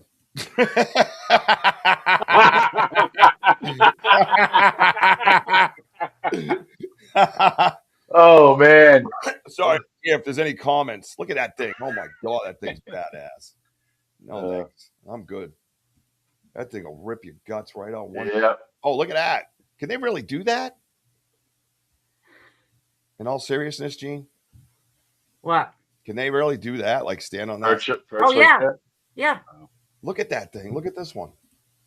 Oh, where'd it go? What? All right, share this tab instead. Here we go. Oh, yeah. Can you scroll down for that picture? I don't know if you can actually hit that picture or not. I can. I'm going to download Walt. No, I don't want to download. No, you don't want to download it. Never mind. Because I actually have that photo in my downloads because with mountain lions, everybody talks about, the long, thick tail and the black tip at the end. Not all mountain lions have that black tip at the end. And that photo actually is one that shows that it doesn't. It's all brown right down to the end. Wow. Oh, that's badass. So you said that, and then that picture showed it? Confirmed. Confirmed. Legend. There's Legendary. actually that I actually have Oh! 3 photos, different ones. Right there. Oh, That's the little ones. there's That's your what. babies. Is that what you saw? You saw it with Yeah. spots? But it was a little bit bigger than that. But yeah. Right. So maybe, like you say, a juvenile. Yeah. Where this one would be like a toddler at that point. Yeah, the one I saw, I swear, was about 5 to 6 months old. It had to have weighed about 35, 40 pounds. Wow, look at that. Look at the size of that paw coming at you, man. That thing does not have good intent right there on that camera person. Oh, it yeah. does not look happy. Look at this one. Look at this one. Oh, my God. Look at that. I was married to that look. Wow. No, maybe it's that one. That's the look of look. Oh, God. I don't know what's going on down below, but let's just get rid of that. All right. No, I think it's quite amazing. One, that lions do missionary. Two, that these creatures are just that looks like a little more of a brown than a black, as far as the tip goes. No, not that tip. Yeah, they are beautiful animals. Wow, look at that thing. Look at how it holds itself out straight like that. What? I know it's like in motion picture, but look at it. The muscle all the way through that is holding that thing. It's almost like a snake. If anybody's held a snake, snakes are very strong. Are you guys still here on this screen or no? No. Yeah, I just realized that. You're like, look, and we're like, what? Oh man, Daniel Benoit is in the house. What's up, dude? Daniel's cool. No, I just jumped on sitting there at the computer, but playing on my phone while my son's on my tablet. Thank you for the fucking lowdown. He went bit by bit, didn't he? Well, that's right, Jim. No, I just sat down at the computer. I got to tell you about I'm playing on my phone while my son's on the tablet. Back to you, Gene. Thank you, Daniel. I know you can't see. Sorry. I clicked off the other picture because it had some weird ass like political type messages. I don't do that. So here, let's see if it's this one was cool. No, that's the penis, right? No. Yeah, hang on. No, look at this. What I'm talking about. Look how he's straight out. Oh yeah. Isn't that wild, dude? Look at that thing. Gee, do most of their kills, do they like drag it up into the tree? No. No, they just no, not most. What's No. what's the percentage? They it's not a typical thing that they do. Okay. Okay. Oh, I think Mama's home. Now we're all in trouble. So it's actually not a typical thing. No. Interesting. No, they cache it where they just kind of buried under leaves. But and why do you suppose that is? Now, do they mark it so nobody else touches it? They keep it close by. If anybody else goes to touch it, they're gonna know. Yeah. Yeah, they're gonna run into them. Yeah. No, thank you. No, thank you. Yeah, that's now, I'm not saying that they can't, put one in a tree, but I've known more so that they just kind of cache it on the ground. Yeah. Wow. Now do they now you brought up a little bit earlier about you're up to 60, Gene. 60 followers over on Ghost Cats and Cryptids. I'm gonna keep announcing it, man. I told you I just clicked it and I sent it out to 1,000 of people on my friends list, and boom. Yeah, there it is, right there. I think I asked that, Gene. I think because I've seen shows where the leopards do it. I just assumed that most cats would, drag their kill, up in a tree. Yeah, I'm not saying that they don't. I know that mainly what they do is they just cache it. But it's talked about like they do. Yeah, a lot of people think they do. A lot of people, when they see deer up a tree or an animal up a tree, they automatically assume it's a big cat. Oh, we've been told that when we found stuff. They're like, oh, cats do that. They automatically. Oh, there it is. Oh, see, there you go. Yeah, you're right. There it is. There's no black tip. It's all brown. Yep. Speaking of tips, folks, stand by for the final answer. We can do the math on that. I'll get back. Look at this guy, man. He's serious. Now, what? What is the purpose of going up there? Is that just to chill, or they get a better view where they can see it? Like this guy looks like he's getting some prey going down. You know what I mean? Yeah, most of the time that when they're up there, they're just relaxing and stuff. It's Yeah. just to get up and away. But I don't know. I mean, he does look like he's looking for something. Yeah, look at that picture, man. That is badass. The next one looks pissed off. Oh, it wasn't that one. Yeah. Yeah, but it still looks pissed Oh, that off. other one. Yeah. Yeah, beautiful. Oh, Man. there we go. See, look, he's all snug as a bug. Yeah, that's the WOJO Yeah, mountain that's lion. my look. Like, Yeah, there's the WOJO mountain lion. Hey, girl. Hey. Hey, girl. Hey. What you passed me doing, a beer. girl? I'm on the couch. You want to say hi. Right? Right? I can see WOJO doing that. It makes sense. Oh, look at all these cool people that followed you. They all come up on my friends list. And look at that, man. Thank you, everybody, if you're out there. Probably not, but I'll thank them in another way. Yep. Look at all that, man. That's awesome. Good, good, good. That's what you deserve. You're a great researcher, a great friend. Look at this dude. What's he up to? That one's pissed off. Yeah, he not happy with somebody. I bet you stands in front of him in his Speedo, and that Oh. cat's like, no, sir. Rich, look at that look at picture, this though. guy. See, look at the I back love legs. that one. I love Yeah. that one because you can see like the different color variations to it and stuff. Look at the Because you know, like they've got the tawny, but this one's actually got a darker head, and then it's got a darker, down the mid back down towards the tail. Now, can you tell through these pictures if it's male or female? No, you can't. Most of the time, the only way you're going to tell if it's male or female is if they're treed, and you can look up. Ah, I see what you did there. You talking looking up the skirts of a mountain lion, you weirdo. My friend, my paisan Gianni wants to know, Gene, how many typically born at one time? Like the litter? It can be anywhere from 1 to 6. Oh wow, much like a human. Most of the time, though, most litters are 2 to 3. Really? So on average, 2 to 3. Yeah. Interesting. The power of those hind legs, it's like, oh, that boy right there ain't. He's gonna go. Yeah, just by looking at that, I'd say male on that one. A very astute friend, Tyler, says those dang mountain lions probably learned missionary by watching the Squatches get it on. Boy. What a highly educational type comment. That was beautiful. I didn't even think of that, Tyler. Thanks for bringing it up. Yep. All right. So that's pretty amazing. 28th. Moon at Noon says 28th. What does that mean? Oh, is that you talking about BMR, baby? Oh yeah. The B, the M, and the R. Oh yeah, the BMR's here, right? Where's that BMR? BMR's coming in next Saturday night on the Banter with Richie B podcast. It's going to be pretty amazing, by the way, because I just like hanging with him. I think he's just a good dude.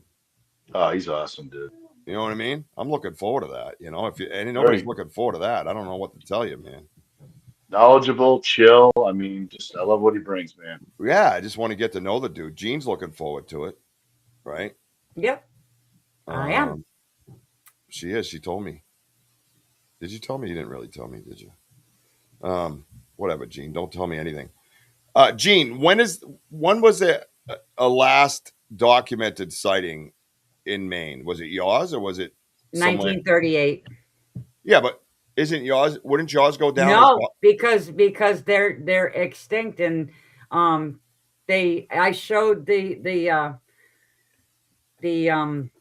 state biologist my track and stuff, and he was very intrigued because he said it's not symmetrical, that is asymmetrical, there's no defining toe prints, it's asymmetrical. He was going all gaga, and then asked me where I got it, and I told him, and he handed it back, and he said, you're saying breeding population, and that's not what I'm saying. I did an interview last year for a person that has a YouTube show, and it was supposed to be mountain lions in Maine. And then when I was looking up stuff for it, I realized he actually named it. It is mountain lions in Maine, but he said Maine's breeding population. I never said that. I will not, because I don't have enough data. Yes, I saw a juvenile and stuff, and it would lead me to believe there is, but there needs to be more evidence. There needs to be more proof before you can actually state something like that. Really? Well, it sounds like a group that we know in Sasquatch and that tries to squash, Sequester. any information of like footprints and things like that. Oh my God. You have to go through one guy only, and all that stuff. It's just nuts. Yeah, there's too much of that going on, man. Yeah. There's just Hey, Moon. Hey, Moon, great to see you. Yeah, Moon at Noon. Thanks for stopping in. Appreciate that. Love it. We're sitting here with Gene Tewksbury, cryptid and big cat researcher and a family member of the Banter Richie B podcast network. Her show is tomorrow night at 6 p.m. Eastern time. And Gene, what are you going to be talking about tomorrow? Tomorrow night, I am going to discuss a topic that most people... Sorry. Double click. My bad.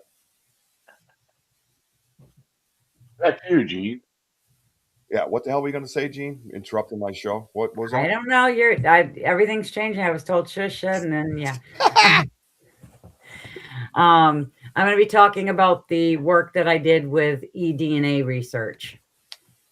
eDNA research. That's what I was talking about earlier. One of my favorite things. And I believe it's been around a lot longer than they let us know about. And eDNA has been used in many, many things. And it's funny because, we have documented mountain lions. We don't have documented Bigfoot, and they've used eDNA in the Bigfoot world. And it's funny, it's the one thing that, that they think is going to help so much. But when you have unknown is unknown, no matter how many times you run these different tests. But I'm a fan of eDNA. I think it's going to bring out a lot as far as, like you get the Ketchum and all that, Melba and stuff and her practices and stuff. But it's over time, right? Because it's unknown. So it's over and over and over again, data, science, all that. But with you guys, that's huge for you. Yeah. Right? I mean, everything they do. It can be huge if it's done right. I mean, but everything they do, is eDNA. Everything that animal does, trees, ground, water, eat, all of it, piss, shit, have sex, missionary, things like that. Everything they do, you have a great chance with eDNA to say, hey, remember that sighting that you guys didn't want to claim? Guess what? It's mine now. You know what I mean? Yeah. I think it's amazing, man. Oh, hi, William. Great to see you. William Nighthawk is here. We have to have a song when he enters from now on. Hi, Paul. So, all right, I'm going to play the guest commercial that our amazing executive producer, Sam, from Sam's Pretty Paranormal Podcast, Friday nights at 9 p.m. right here on the Banter Richie B Podcast Network. Put together and made. WOJO has his guest, was it Hotman, right? Is that Hotman? Yes. I always get Hot and Hot mixed up. Barbara Hotman will be here Tuesday night on the home of the boom. I said Barbara, right? It's Barbara. Sorry, I'm not feeling well. Bear with me. Tuesday night, 7 p.m. Eastern time, again on the Banter Richie B Podcast Network. But my guest next week is someone that I watch from afar sometimes, and I go, do I want them on my show? You know what I mean? Because my show's my baby. You know what I mean? So I don't know. I just watched it. I was like, dude, this dude's a lot like me. He's just real, down to earth. Like, this is what I got. Don't believe me? Shit in a hat. Have a nice day. You know what I mean? He's way more polite than me, though, I got to say. Much more calmer. And looks more like the Pawn Star guy than I do, too. I look more like Chumley. All right, here we go.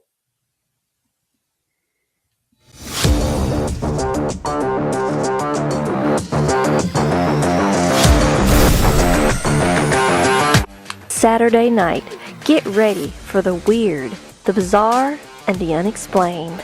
Banter with Richie B is bringing you a special guest you do not want to miss. Joining us is Bigfoot Michigan Rob, YouTube creator, Bigfoot researcher, and the mind behind the popular segment Weird and Bizarre News. Rob dives into strange headlines, unexplained encounters, and the stories that make you stop and say, what did I just hear? We're talking Bigfoot, high strangeness, and the kind of bizarre news that only Rob can deliver. February 28th, 6 p.m. Eastern Standard Time, live on Banter with Richie B. Don't miss this wild conversation, because when Bigfoot Michigan Rob shows up, things get weird. With further ado, we are going to start off with what we do, the bizarre news. Woo! Great job, Sam. Love that video. Love that dude. I cannot wait to sit with him and have him on our turf, so to speak, Hey, right? Tim, where's Tim? Oh, Tim's in. I thought he was already here early for some reason. I don't know what it is. And it isn't me. What does that mean? There it is. It's you. Then who are you? Please, you need a license to come in here now. Then I want some IDs. Oh wait, that's a touchy subject. Oh, bringing the skull caps. Yeah, yeah, exactly. Oh yeah, bringing that skull cap back in fashion, right? Oh, I used to wear one in softball back in the day. Yeah, I did too.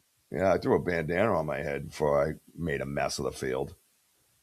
I'm chaos on the field. I'm just a mess. Paul Vox, have to run. Have a blessed night, all. Be safe. And yes, you too, bro. He's local. It's the one I remember we talked about him, Woj. Mm-hmm. Right? The white crap is coming. Thank you, Richie, Wojo, and Gene. Good night to all. Good night to you, brother. Stay safe, neighbor. Not far away from us at all, man. If you ever need anything, give us a shout, bro. Love it. Love it. He's interested in hanging with us. Yeah. By the way, something to think about. Yep. Gene's interested in hanging with us. Oh, hell yeah. Yeah, makes sense. Yeah. Hey, listen. Stand down here. Oh, my God, man. Can you imagine that? Right? Can you imagine? Get this. Gene comes in. She's walking into the majestic forest. She's got her mountain lion pee in her pocket. She's got her backpack or whatever else she carries on, and that weird little vest she wears sometimes. Like, she comes in, right? She's probably got her rubber galoshes, right? She's standing there. She looks around. She goes, "What the hell?" And we all snap our heads around, and we're like, "What?" And you look over, and there's Stanley in his Speedo right in the middle of the woods. White as a ghost. Oh, huh? Man. Ghost Stanley research. Mm-hmm. Well, I think she said a lot of what the hell when we were at the Colorado Critter Festival. Oh, my God. Yeah. Doing an investigation. Richie had his group down below. We're kind of like in a high point. And me and Gene had the thermal. And then I had Gene use the thermal for the first time. And all of a sudden, we had something on the thermal from a distance. And you guys are closing in on, where we got this ping here. And then all of a sudden, remember, Gene, I think a smaller one just appeared out of nowhere. Yeah. And you're like, what the hell? Yeah. And I'm like I'm telling Richie, listen, dude, the two of them got to be like, you guys are like literally like 50, 50 feet. Yeah, and then him and Stan and Denny. Denny all just head right in. Yeah. Mm-hmm. Well, yeah, because hearing the movements. This is the crazy part about that story. People don't realize that. I could hear her say, "What the hell?" Actually, that's how close we were getting to each other. So me and Denny and Stan were tracking movement through the woods, right? Tingsley came in at like 100 miles an hour and broke a bunch of trees behind us a little ways, right? Has anybody seen Tingsley, by the way? Is he just out moving snow? Because I have not heard from that guy. I hope everything's all right. Porter, if you're still in here, give me an update. Stat. I'll text him after the show now I think about it. William says we all need to go down. Spring. I got another 2-3 feet of snow coming with a foot on the ground. Yeah. If it's a June camp out, maybe. We'll be shoveling at least until the end of April. I don't even want to talk about it. I'm going to get sick to my stomach. So the cool part about this is we didn't realize that our research was colliding. Yeah, we were communicating. It was all one research group. But we were tracking movement this way. And you guys were up here, off over there, but you kept coming towards us, unknowingly tracking something with the thermal. So then when I heard her say that and you were talking, I could hear you talking. I'm going shh on the thing, like shh. And then it hits me. I'm telling the shush on the thing, but I can hear my shush coming through your walkie. So we had whatever it was, we're tracking the same exact thing. So it's crazy. Moon, where you from, man? Because we're getting a blizzard in Massachusetts. A blizzard. A blizzard at the end of February. I don't want to talk about it. Stop. So that's the cool part, because that's like validation, because we both ended up in the same location by tracking the same noises. And you had visual with your thermal. So it was like, what is going on here? You know what I mean? So that's really awesome. That's a real cool part about that story. And it was Denny's first time out with us, right? Yeah. Mhm. Yeah. It was a crazy night, and it was a good experience because I remember Gene, kept telling you, I go, do you see that light over there?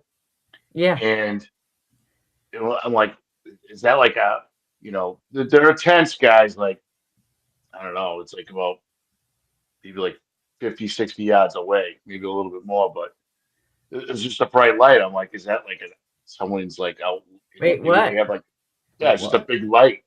What? But it kept moving at different spots, and I'm like, I hope these guys hurry up and come back because we got something going on behind us. And then at the very end, we all got together. And that's when we saw the shines and the owls. I mean, the owl calls were just fantastic, and it didn't sound like them. Everyone's talking about Tinsley's oh yeah, that's an owl. I go, no, it ain't. I go, watch, and I go, Richie, pushed him right out. Let's go. You're right. You're in the ring. Go at him. And Richie was like, woo, woo, woo. And it was going, remember, it was back and forth, back and forth. And then Richie's like, woo, woo, woo. And then they started trying to copy what he was doing, but it sounded like a fight in the tree. It was just unbelievable. Yeah, I always tend to do that, getting them pissed off. And that's why WOJO did that, because he's seen me do it before, and everybody on the live has seen me do it before. I'll just stop messing with it. I'll get them going. I'll get in their rhythm, and then also I'll do something completely different. And every time there's that pause, because when you're building a rhythm, it's exactly that. It's a rhythm. So the spaces and everything are exact, right? So if they're answering me within 1.3 seconds every time, and then all of a sudden I throw them up, I go like that, something stupid. All of a sudden it's 3.7. They're like, what the fuck was that? And then they'll go, they make this noise while they try to go back to the bottle or whatever it is, and you can hear the graspiness of it, Mm-hmm. And I did that. I think it was in my first whistling match with one of them, and I basically heard spit come out of its mouth. Yes, that's right, the whistling match. Oh yeah, you can hear that. I was I got you. I forgot. In the meantime, with all this, we're just having this big investigation. Everyone's spread out and whatever. We had Ernie Davio sitting in he's on the tailgate of my truck playing because he's Medic Cree playing the flute, and that's when he heard chatter behind us. Yep. And then that's when he goes, "Yeah, there's chatter." I was like, "Geez, we didn't hear that," and.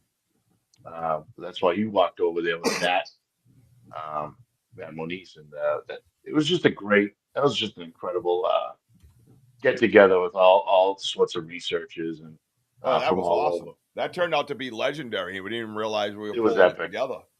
You know what I mean? But the cool part is too, and it's something that we haven't really discussed. We did a little bit on the show. We yelled at it one time. We were sitting on the cabin farmer's porch, right? And Ernie was with us, and he kind of got up and started doing that head out front thing. He goes, I swear to God, I just saw something way over there go across that, whatever that is, what's down there. And I'm like, oh, a road or something. And he goes, it just went from this way to that way. Well, we didn't realize it, but Denny and Anthony at the time were camping up top of that hill. Mm-hmm. And they had heard something and come out and were tracking it too. So I don't even know if Ernie knows. Another guy I haven't heard from in a little while, by the way.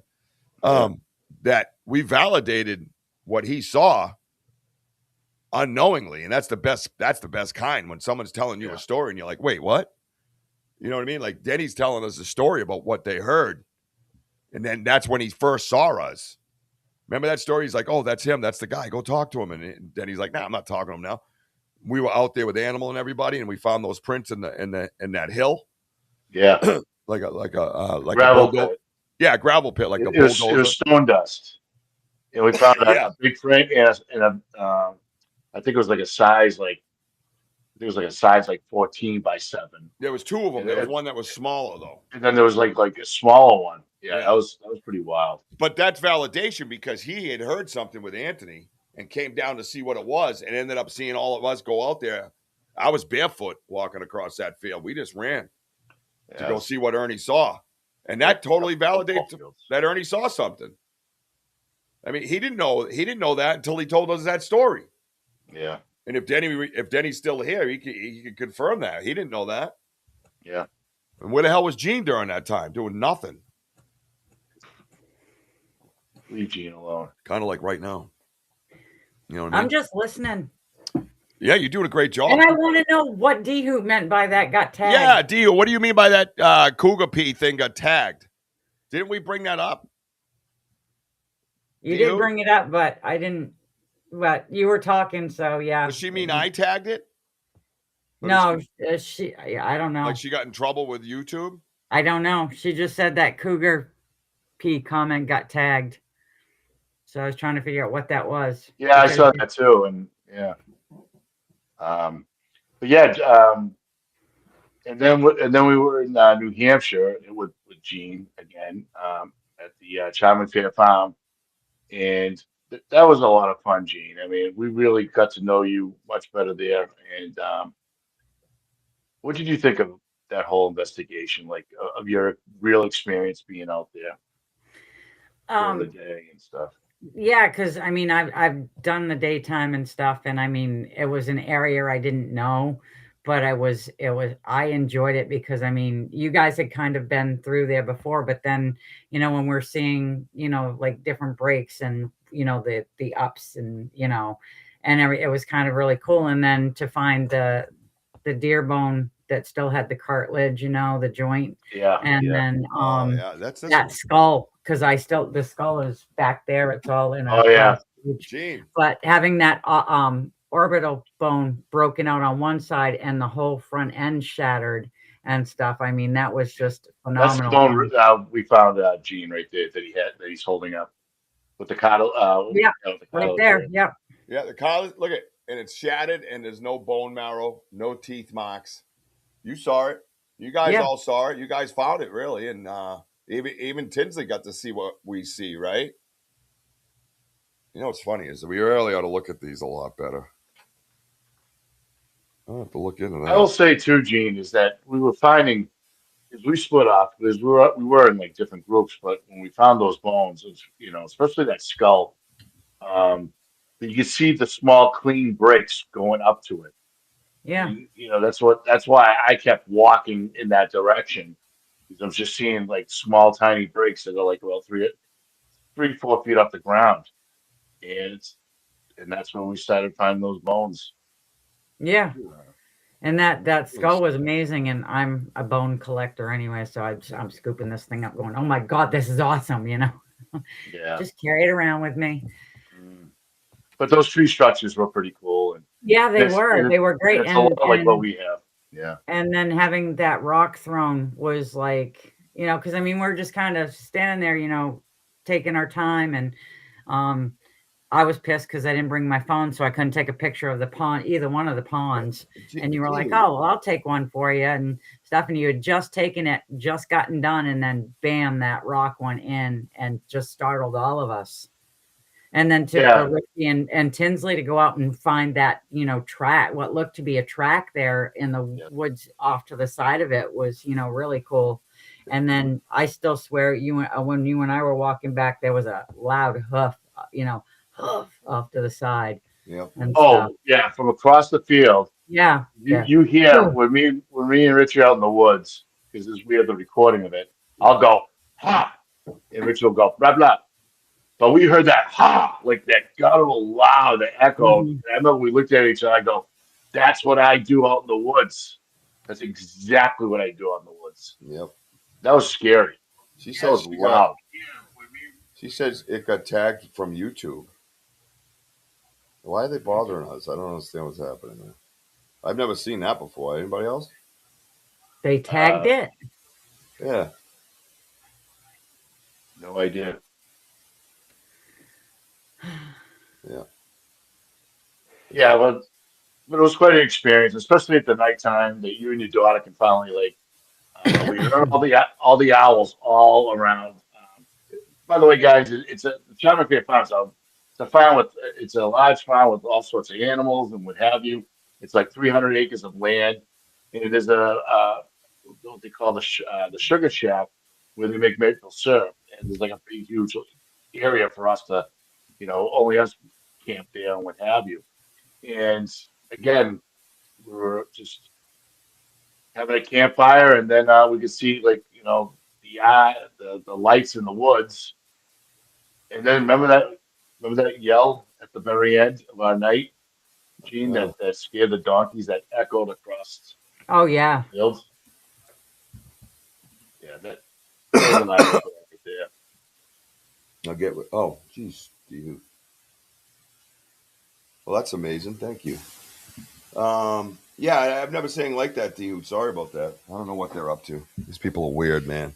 It's what happens when you show aliens on your show. Yeah, girl. It's like really they're tagging Cougar P when they could tag the porn. Yeah, The big fat porn. I know. I had Lion Missionary up here, man. You tag that too? Yeah, a lot of people have been saying ever since they crashed, right? Yeah. Yeah, I noticed that. Ever since they crashed, is something different. I don't think they crashed. I think they reset their fucking algorithm again. I think this algorithm's so big and deep that they had to shut it down in order to do it, and they didn't want to say that they were shutting it down. That's what I think, man.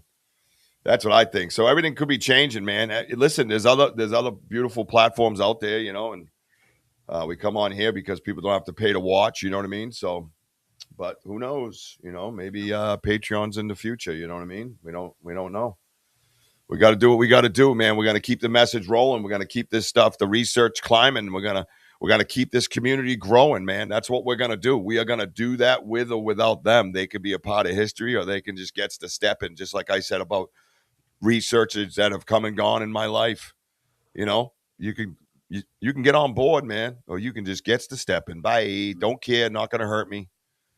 Nope, not affected by you. There's always going to be some kind of transformation, right? Bigfoot Banter, Richie B on Facebook right now. Definitely get over there and follow me over there, please. Just in case, because I don't trust these clowns. So get on over there and follow me on Facebook so we can always keep in touch. If you don't have an account on Facebook, I know a lot of people don't.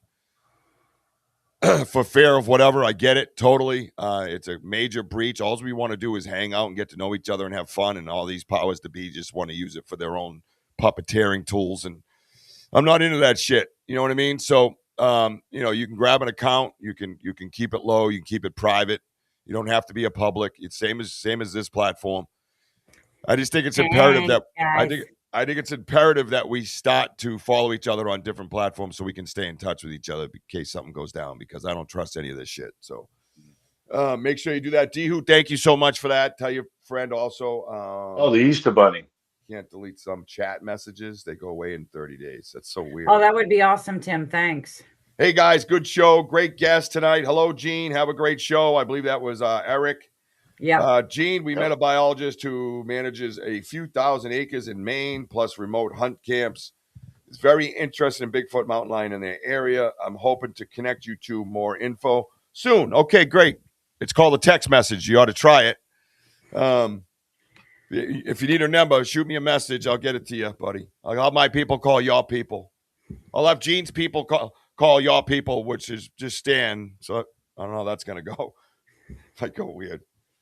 All right. There you go. I just paid for upgrade to X, so my channel is on it too. There you go. Put up your channel right now, bro. I'm about to sign off, so put up your channel. Anybody got any channels they want to put up? Let's get them up. Let's all get together. Let's make sure we stay in touch, because I don't trust this system right now. Sorry. So we got to find a way, right? William, put it up there. What's your X, bro? What's your X? William, thank you. You take care too. Yep. Absolutely, man. I agree 100%. We all got to stay together, man. We all got to stay together. It's vital that we stay together. We have to.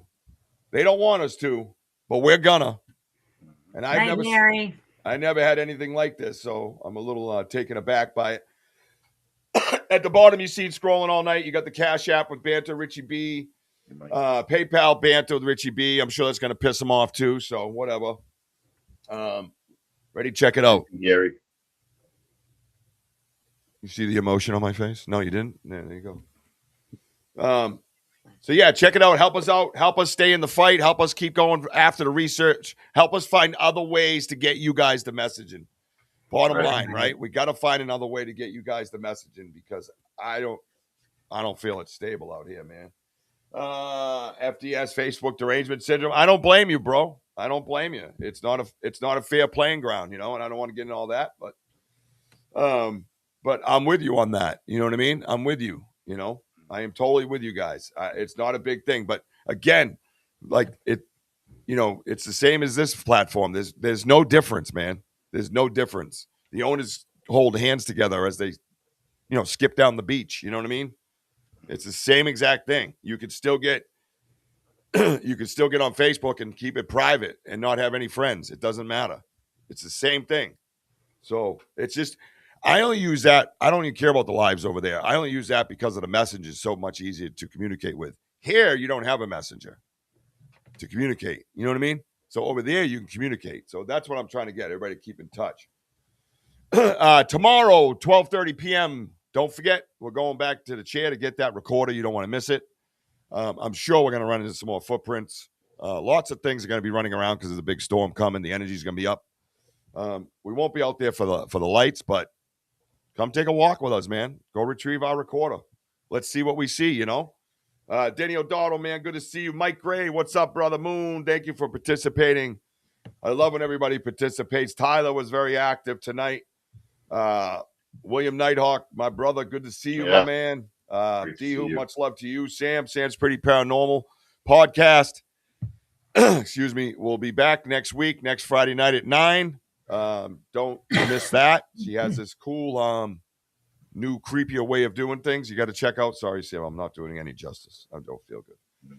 Speaking of not feeling good, I'm going to get the fuck out of here because I sound like a train wreck. Mm-hmm. Thank you, Gary Spikes, for your help, too. Thank you for your support. Dude, Gary, man, come in here swinging, bro. Swinging. That's what he does. Swinging like a mountain lion's penis. No.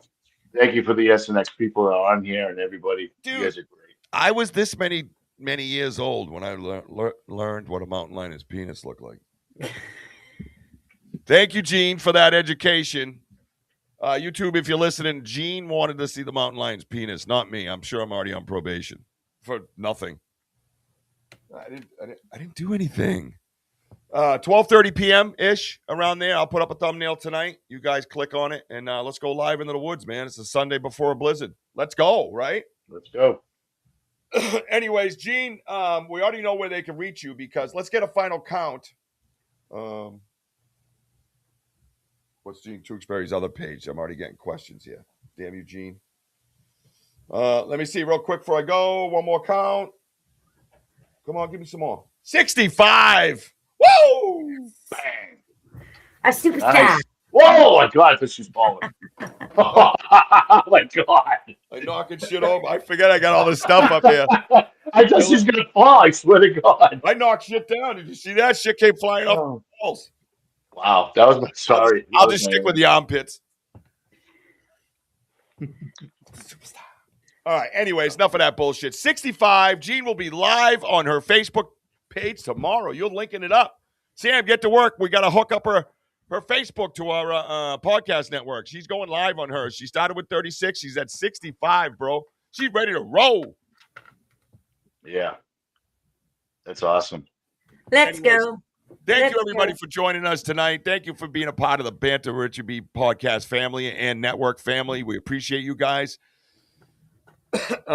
Yeah, we're going to keep climbing, man, no matter what happens. So just know that, all right? Follow me on Facebook, Instagram, TikTok, and this shithole. I want everybody to keep climbing. Baby Jack, Daddy loves you. I love you, Mama. I see you, Ella. WOJO, get us out of here because that's what you do. Hey, thank you all for being on here. And yes, we are home of the boom. Let's go. See you tomorrow. Gene didn't do it. Oh, Gene. What the hell? Ah! She's part of the family. I know. Do it again, Wojo. All right, we got home of the boom. Give us a flex, Gene. What the hell? She's not flexing. She's what the hellin'. She's a what the home hell? of the what the hell. Have a good night, everybody. Let's go. Let's go. Good night, everybody. Good night. Good night, sweetheart. Good night. It's time to go.